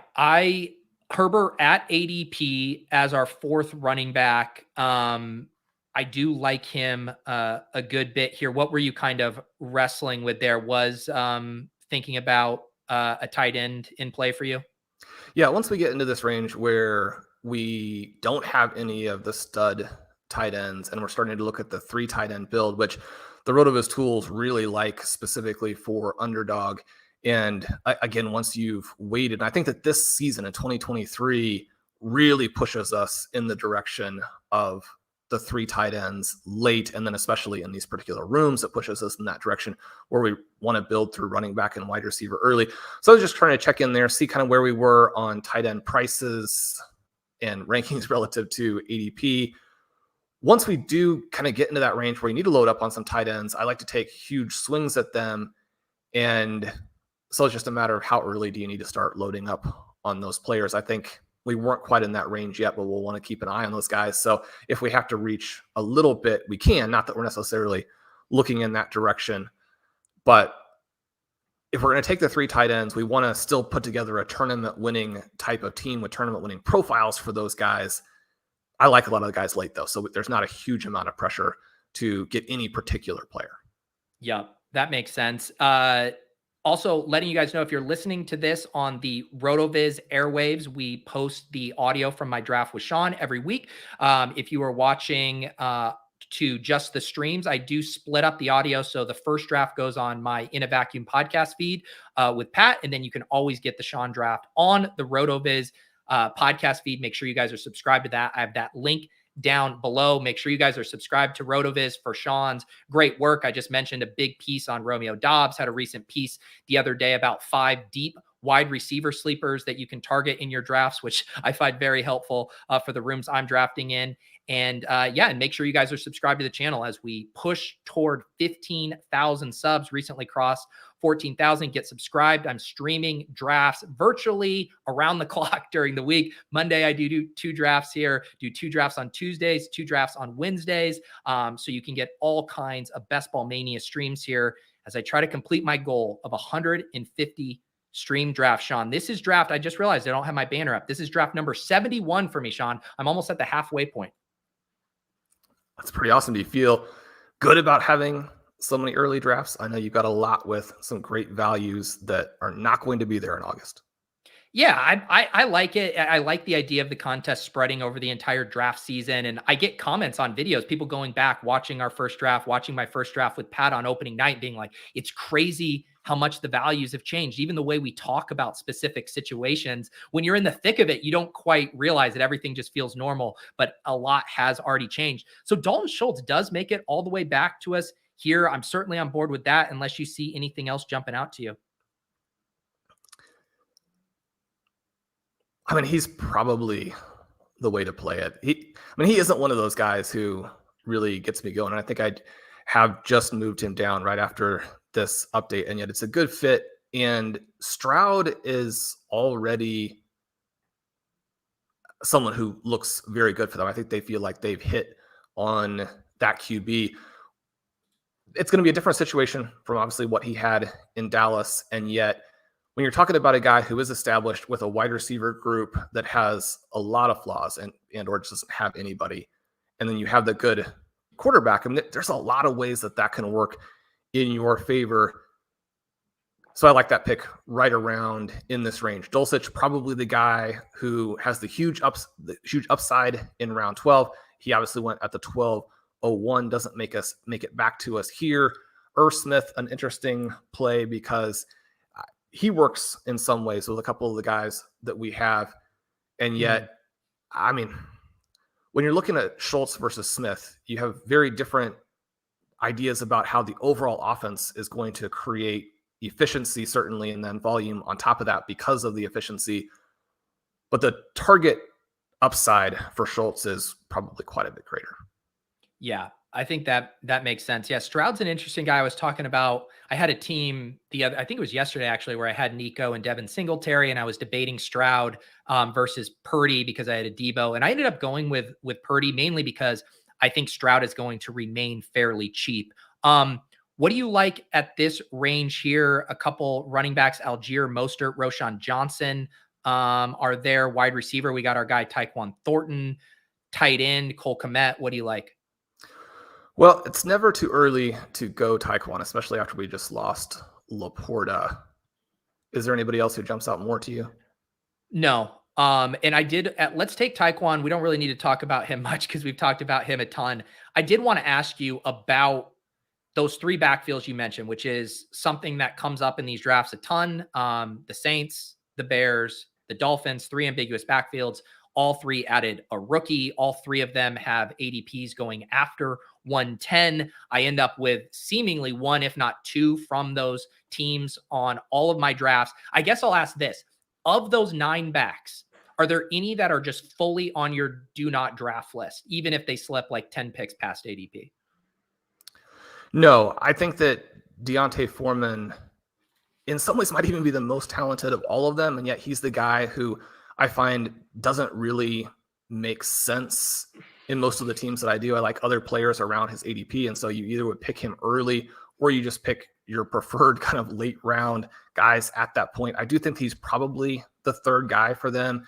And when you're talking about the third guy on a team that probably isn't going to throw to the running backs a lot, so he will probably be the one that I'll end up with the lowest exposure to. But I think there's a lot of talent when you go across that. A-Chain, if it works out that Cook doesn't sign there, is going to end up being a fantastic value. Yeah. Yeah. And that's, it is interesting too. And that's what's puzzled me about the Kendre Miller stuff is you look at the rookies in those backfields. Traditionally, drafters, especially on underdog, like to prioritize the rookie black box upside nature. There, you do see A-Chain first off the board in Miami. You see Rashaad second off the board. And I do think that's a little bit of a flop lag on people do really like Khalil Herbert. So that kind of checks out. But then it is weird to me that Kendre Miller is the third of the backs drafted in New Orleans. To me, that seems like the prime scenario where you would look at this ambiguity, potential 6-game suspension, Jamal Williams being limited just in what he can do as a running back. And it's like, holy cow, that's where I want to get super excited about Kendre Miller. So I continue to like look around and be like, am I missing something on Kendre Miller as I continue to select him at a very high clip? Yeah, I mean, I would have loved if he had gotten back to us. That would have been my preferred pick. I think that it's a matter of when you have a former star and you have a guy who was such a massive green zone weapon last year, and then the third guy isn't healthy. There maybe are still some lingering concerns, not even about him being ready, but just if he misses the most of the offseason, then you're talking about someone who just won't be ready to play, won't be up to speed. He does seem like the guy who has the most upside at the end of the season.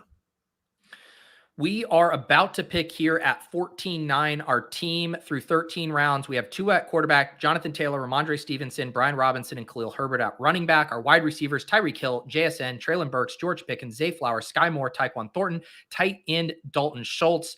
Nice roster brewing here. Got some fun wide receiver firepower, which is always nice in a wide receiver avalanche draft. We were on the clock, got a couple of running backs that stand out. The other question is, would we want to lock up Kenny Pickett first as a second quarterback? Do you want to kick that down the road? What do you like? Well, I've been missing Chuba for some drafts. We could go here. Obviously, that would be early, but I mean, we're into the range where that kind of thing matters less. If you have a different preference, though, I'm very happy to go that way. No, I like Chuba there. I would say we probably could be done at running back, not necessarily, but Chuba here, along with Jonathan Taylor, Ramondre, Brian Robinson, Khalil Herbert, feels like a pretty strong running back room for us. I guess the only thing, talk to me about Chuba over potentially Mostert, considering we have this bet. We were just talking about the ambiguity there. Are you starting to get cold feet with Mostert just relative to A-Chain?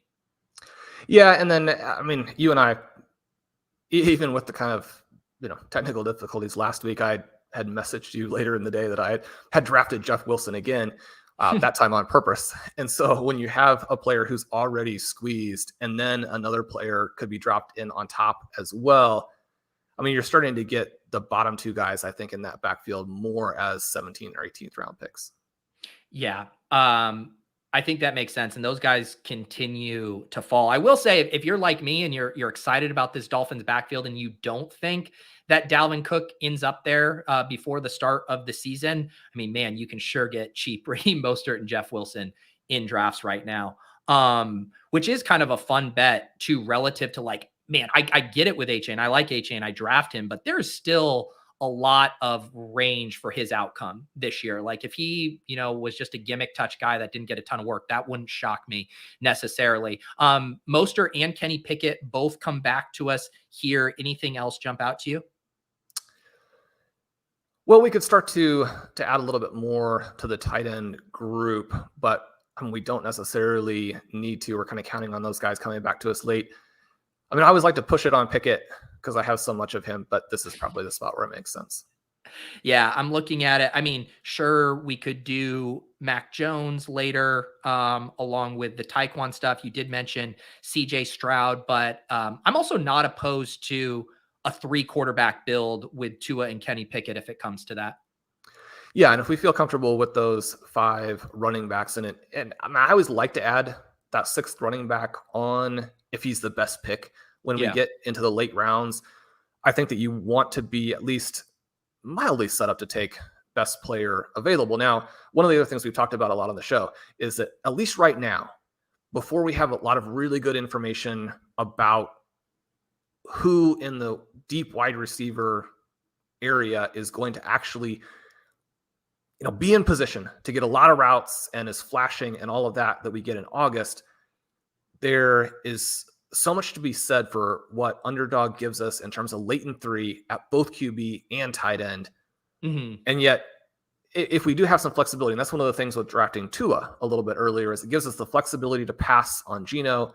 It gives us the flexibility to just go with the 2 quarterbacks if we want. We know that in a vacuum, if we don't think specifically about the 2023 season and the shape of the positions just in this year, then we know 2 QB is preferred. 2 QB is better. But if it's giving us 3 QB, that gives us more outs or more pathways in the tournament. We can go that route. So basically what I'm saying is 2 QB, I think will work with this.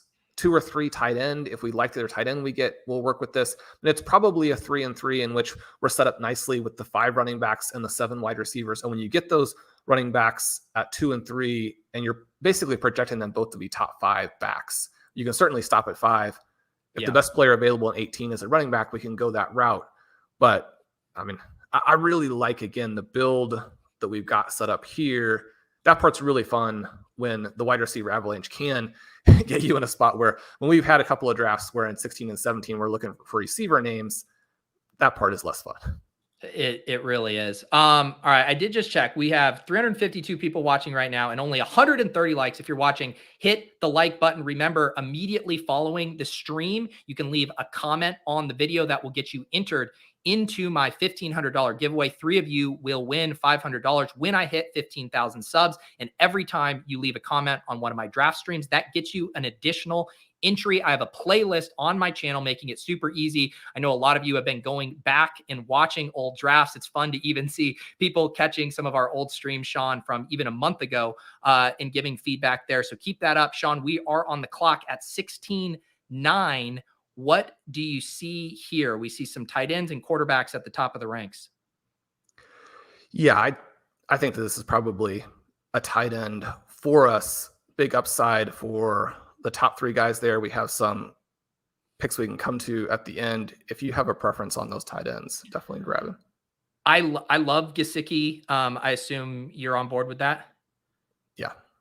I did. I just wrapped up a slow draft Bulldog team. That was the $500 contest, and I did the Tyquan Thornton and Mike Gesicki pairing on that as well. I think that's just such a fun way to capture upside there. I didn't end up getting Mac Jones because it was a Lamar and Purdy team, but it's one of those things where I feel like you can capture a lot of the passing game upside through those 2 guys.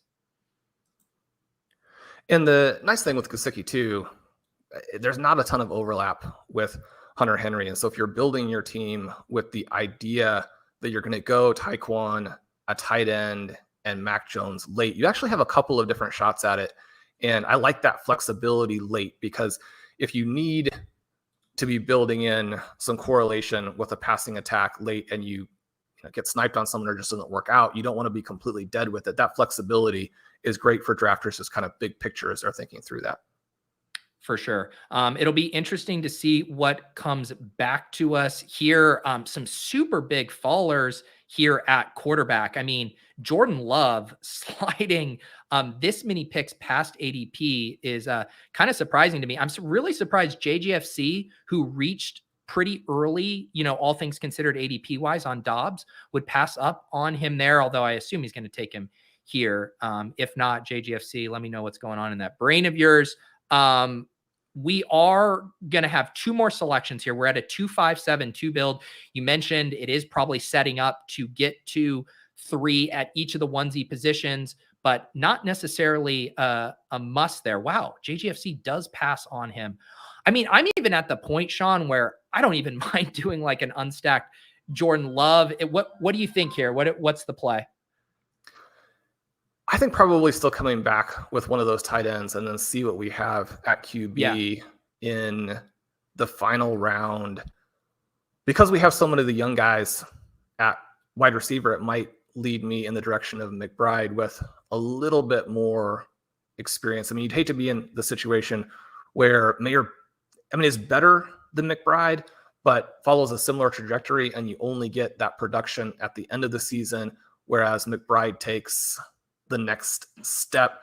I think that they actually have quite a bit less at the receiver position in Arizona, even maybe than people are thinking through and realize. And the target volume for an extremely athletic tight end here in round 17. Now, clearly you've got all of the QB risk. You've got the fact that McBride really only had the one meaningful game last year. You've got, a whole new brain trust in, he may not be their guy, although he also didn't seem to be the coaching staff's guy last year. But when you look at the profile of the athleticism and what you could be getting early in terms of them not really having receivers, but then late if Kyler Murray comes on, I think both halves of that when you're talking about someone going in round 17. I'm too high on Trey McBride. My rankings are very aggressive on him. I have a really high exposure. Everyone should consider that when they listen to me talking about him. And yet I don't think there are that many potential league winners in 15 through 18. Obviously, if you had even more upside in the range of outcomes, you'd be going earlier. But I really like him there. Yeah. And we are going to be heading down the pike here. We did finally see Jordan Love come off the board. Man, pretty nice there for Alex Berg. Gets Jordan Love as his third quarterback, but also has Christian Watson. So pretty fun to get that stack at those prices. Really reduced costs when you're getting him there in the 18th. Real quick, before we make our last round selection, I want to give you guys an update on the rest of my streaming schedule this week. Tonight on Ship Chasing, we're going to draft a Best Ball Mania team with Pat Doherty from NBC Sports Edge. No Swolecast today. Davis on vacation. I'm scrambling for childcare.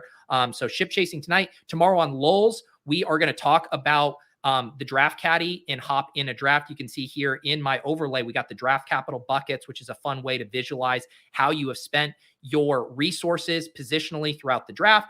And then tomorrow night, randomizer draft with Jason Moore from the Fantasy Footballers. Excited for that. Followed by a Best Ball After Dark stream with Adam Levitan from ETR. That is for YouTube members only. That'll be at 9:30 p.m. That's the full schedule. Shawn, we are on the clock here in the final round. CJ Stroud there if we do want that third quarterback. Anything else there? Chase Brown is a bring back with Skyy Moore. Desmond Ridder, who we always like. What do you think? Yeah, we can go with Mac Jones since we have the couple of Patriots there. I do also like Stroud in the very last round. Do you have a preference between those two guys? I don't mind just breaking it in favor of Mac since we did make the bet on Thornton and Gesicki. I'd say if it was maybe just skinny stacks there with Thornton and Schultz, maybe we go Stroud. And maybe I'm just getting a little bored of drafting Mac Jones because I don't have as much Stroud. I guess I haven't drafted him that much. This will get me up to 5%, but Stroud, I just have not been clicking as much. So I think based on the picks we made, Mac Jones definitely made sense for the double stack there. And if you look at the last 3 years for him, obviously last year, the year that has the most predictiveness for this season, was a disaster, but we also know what the environment was there. It's very easy to understand why it would be something separate from just him. You look at the other 2 years, really encouraging numbers. They've made the additions. We've bet on these guys, and it really does look like the offense probably will flow through those particular players. I think that he bounces back, and if we're looking at probably pure pass-oriented guys in the final round, a rookie I don't think really makes that much sense. It's not that Stroud couldn't get out there and get some things done. There were some fits with that team that we had there specifically, but if you're not going to bring the rushing element, I think that you probably need to have more upside as a runner than Stroud really brings. Yeah, I think that's fair. And I like some of the Texans pieces. I've been wanting to get a little bit more Dameon Pierce. I like Nico.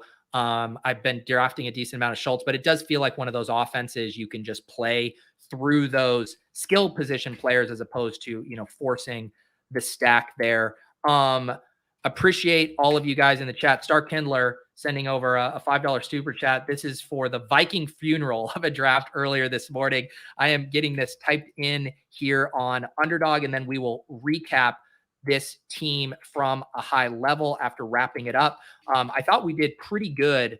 All things considered, this ended up being the palate cleanser I needed. Our final build is a 3-5-7-3. Our quarterbacks Tua, Kenny Pickett, and Mac Jones. I did completely forget too when we were talking about our Mac Jones stack that we had taken Ramondre. That had felt so long ago. So a really big bet on the Patriots being an ascending offense this year, or at least a bounce back offense. Running back, Jonathan Taylor, Ramondre Stevenson, Brian Robinson, Khalil Herbert, and Chuba Hubbard. Wide receivers, Tyreek Hill, JSN, Treylon Burks, George Pickens, Zay Flowers, Skyy Moore, Tyquan Thornton. And tight ends, Dalton Schultz, Mike Gesicki, Trey McBride. I feel like we got this is one of those drafts where it feels good and that you select a lot of players you like. And that's always what's fun, Shawn. It is. I mean, you look at the receivers and it would be great to have the amount of explosiveness that we think that those guys have and have a little bit more in the way of safety or experience. But I continue to draft teams that are very, very young. A huge percentage of every single one of my teams, not only this year, but stretching back to, really 2008, would be teams with second year wide receivers. I think that those specific names have great profiles. And then, this was one of those miraculous drafts where things really did seem to fall to us to be able to get those receivers with Jonathan Taylor and Ramondre Stevenson. When I'm thinking through it and looking at this outside of tight end, where I don't think you can draft Dalton Schultz as your first tight end and feel like this is the group that's going to win it for you. But there are elements to that group that work really well. This looks like a tournament team to me. It looks like a regular season team to me.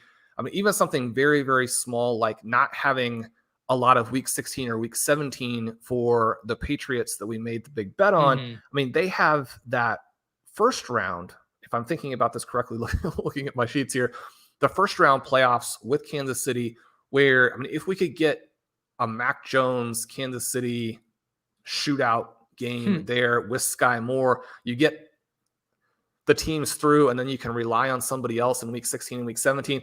The best way for this to work for us would be to have our three different QBs be the three guys for the playoff weeks to get through.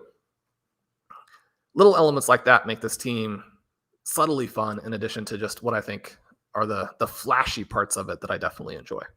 Yeah, I agree too. That is always the appeal to me with those three quarterback builds, is just knowing if you could hit the nuts on, you get the Tua week, then you get the Kenny Pickett week, and then there's no, Mac Jones teams in the finals, and then that's the week he goes off. That idea of getting the low-owned stack when it matters the most.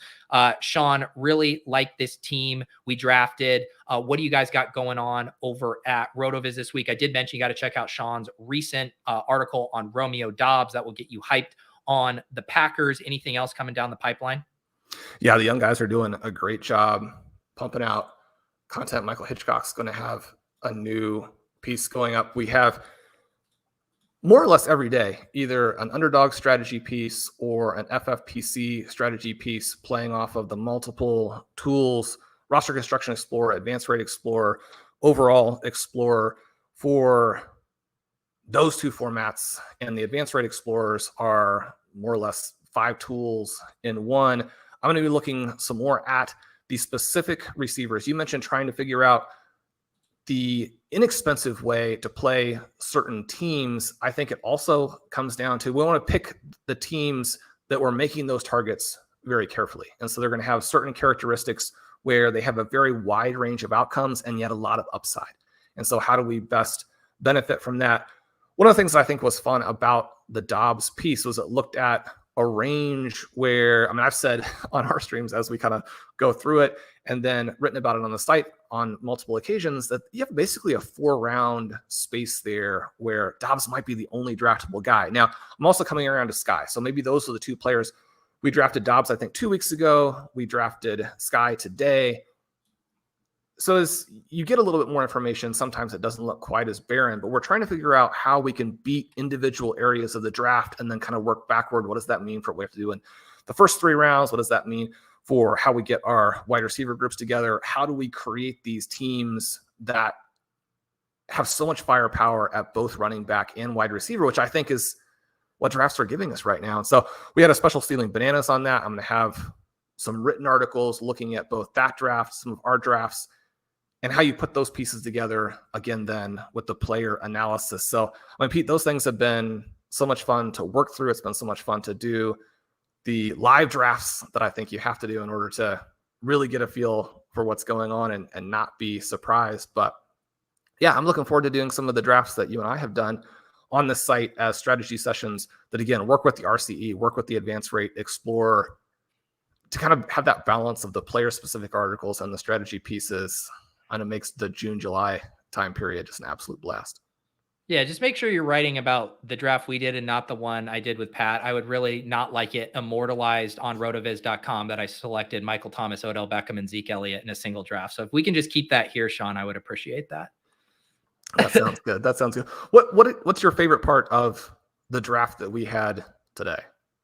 Yeah, so it's one of those things too, where it's like, you see people in the chat going, holy cow, JSN in the 4th round. But if you do put your fingers over the ADPs and look at the team we built out, I love it. And I do like that we were still able to prioritize some week 17 stuff. I really like that, Tyreek Hill and Tua with the Zay Flowers bring back. I love the Pickett to George Pickens with the JSN, just really clear ways of all of those guys have the profile to go for 30 plus points in the right conditions there. So I like how this shaped up. I love when you can get the double anchor RB, Jonathan Taylor, Ramondre Stevenson. As much as I like scooping up like the value on a Dobbins or an Aaron Jones, I'd rather just get those 2 anchor RBs, knowing you're still going to like the 0 RB targets available in the double-digit rounds like we did with Brian Robinson and Khalil Herbert. So I love structurally how this team stepped up. I've been doing a ton of 3-5-7-3 builds lately, both out of, necessity based on where the value pockets are. And also because I do think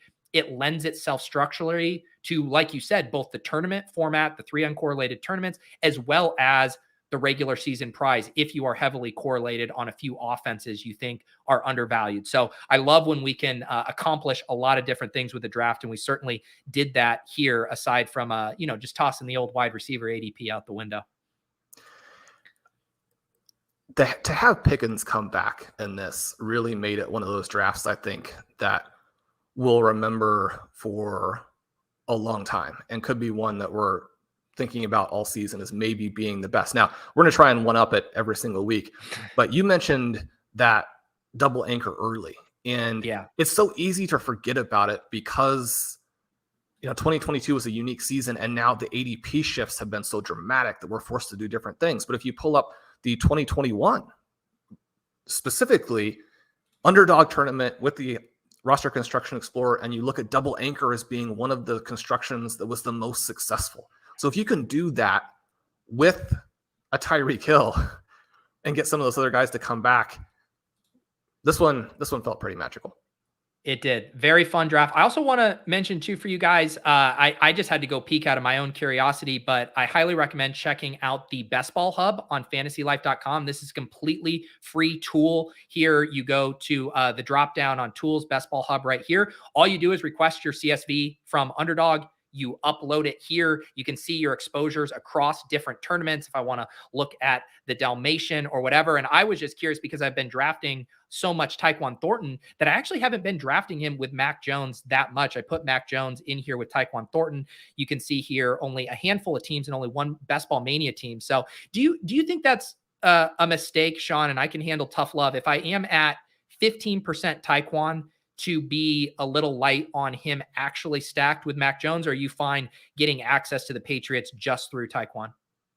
I like it the way you're doing. I like it both ways. I think that when you get Mac Jones at the end, when you have it set up, then you want to do that. And I think that when we're talking about the 3 QB builds, you need to be set up to have teams that are at least stacked, if not game stacked as well, and nicely put together to where you can't mess it up, or it's going to be hard to mess it up. We were frustrated last week that we didn't get Desmond Ridder, but you're trying to build out with Purdy and Howell and Ridder and Mac Jones, and then you have some of the other guys in that Tua and Cousins potentially Love. Certainly Pickett is the guy that I end up with extreme exposure to, so hopefully that works out.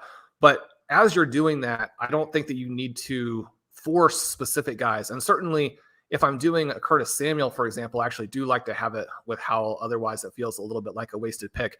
But Tyquan, if he breaks out and yet Mac Jones is more or less, what he has been and doesn't add a ton, I think that you want to have the bet where you're really just betting on Thornton, because that could be, that's maybe the most likely way that it works out. So to have both of those things set up as opposed to having him heavily with Mac Jones, where Mac Jones could actually ruin it, that's actually the way I prefer.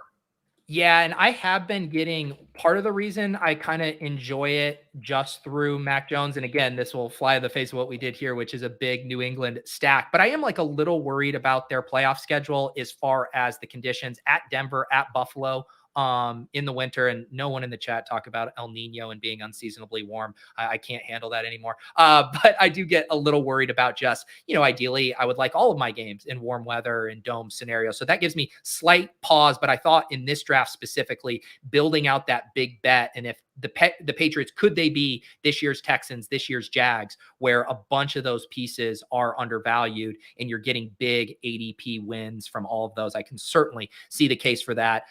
Really appreciate you guys all hanging out today. Make sure you guys are subscribed to this channel, almost to 15K. I can feel it. I think we can do it in the next 6 or so weeks if we stay on this good pace. Make sure you guys are subscribed to Rotoviz as well as the Rotoviz podcast feed. You heard Shawn mention his series with Ben Gretsch, Stealing Bananas, one of my favorite podcasts. He does Rotoviz Overtime with Colin Kelly.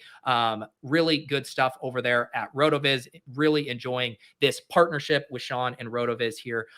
Shawn, any final words before we get out of here? And next time we will see each other, it will be on July 5th. I'm looking forward to it. New England shootouts in all of those playoff weeks. That's what we're looking for. They can put some big points on you. Mac Jones, the new Tom Brady, 40 points in the snow. It's coming. Wow. You sound like my mother-in-law saying Mac Jones, the new Tom Brady. For Shawn Siegele, I'm Peter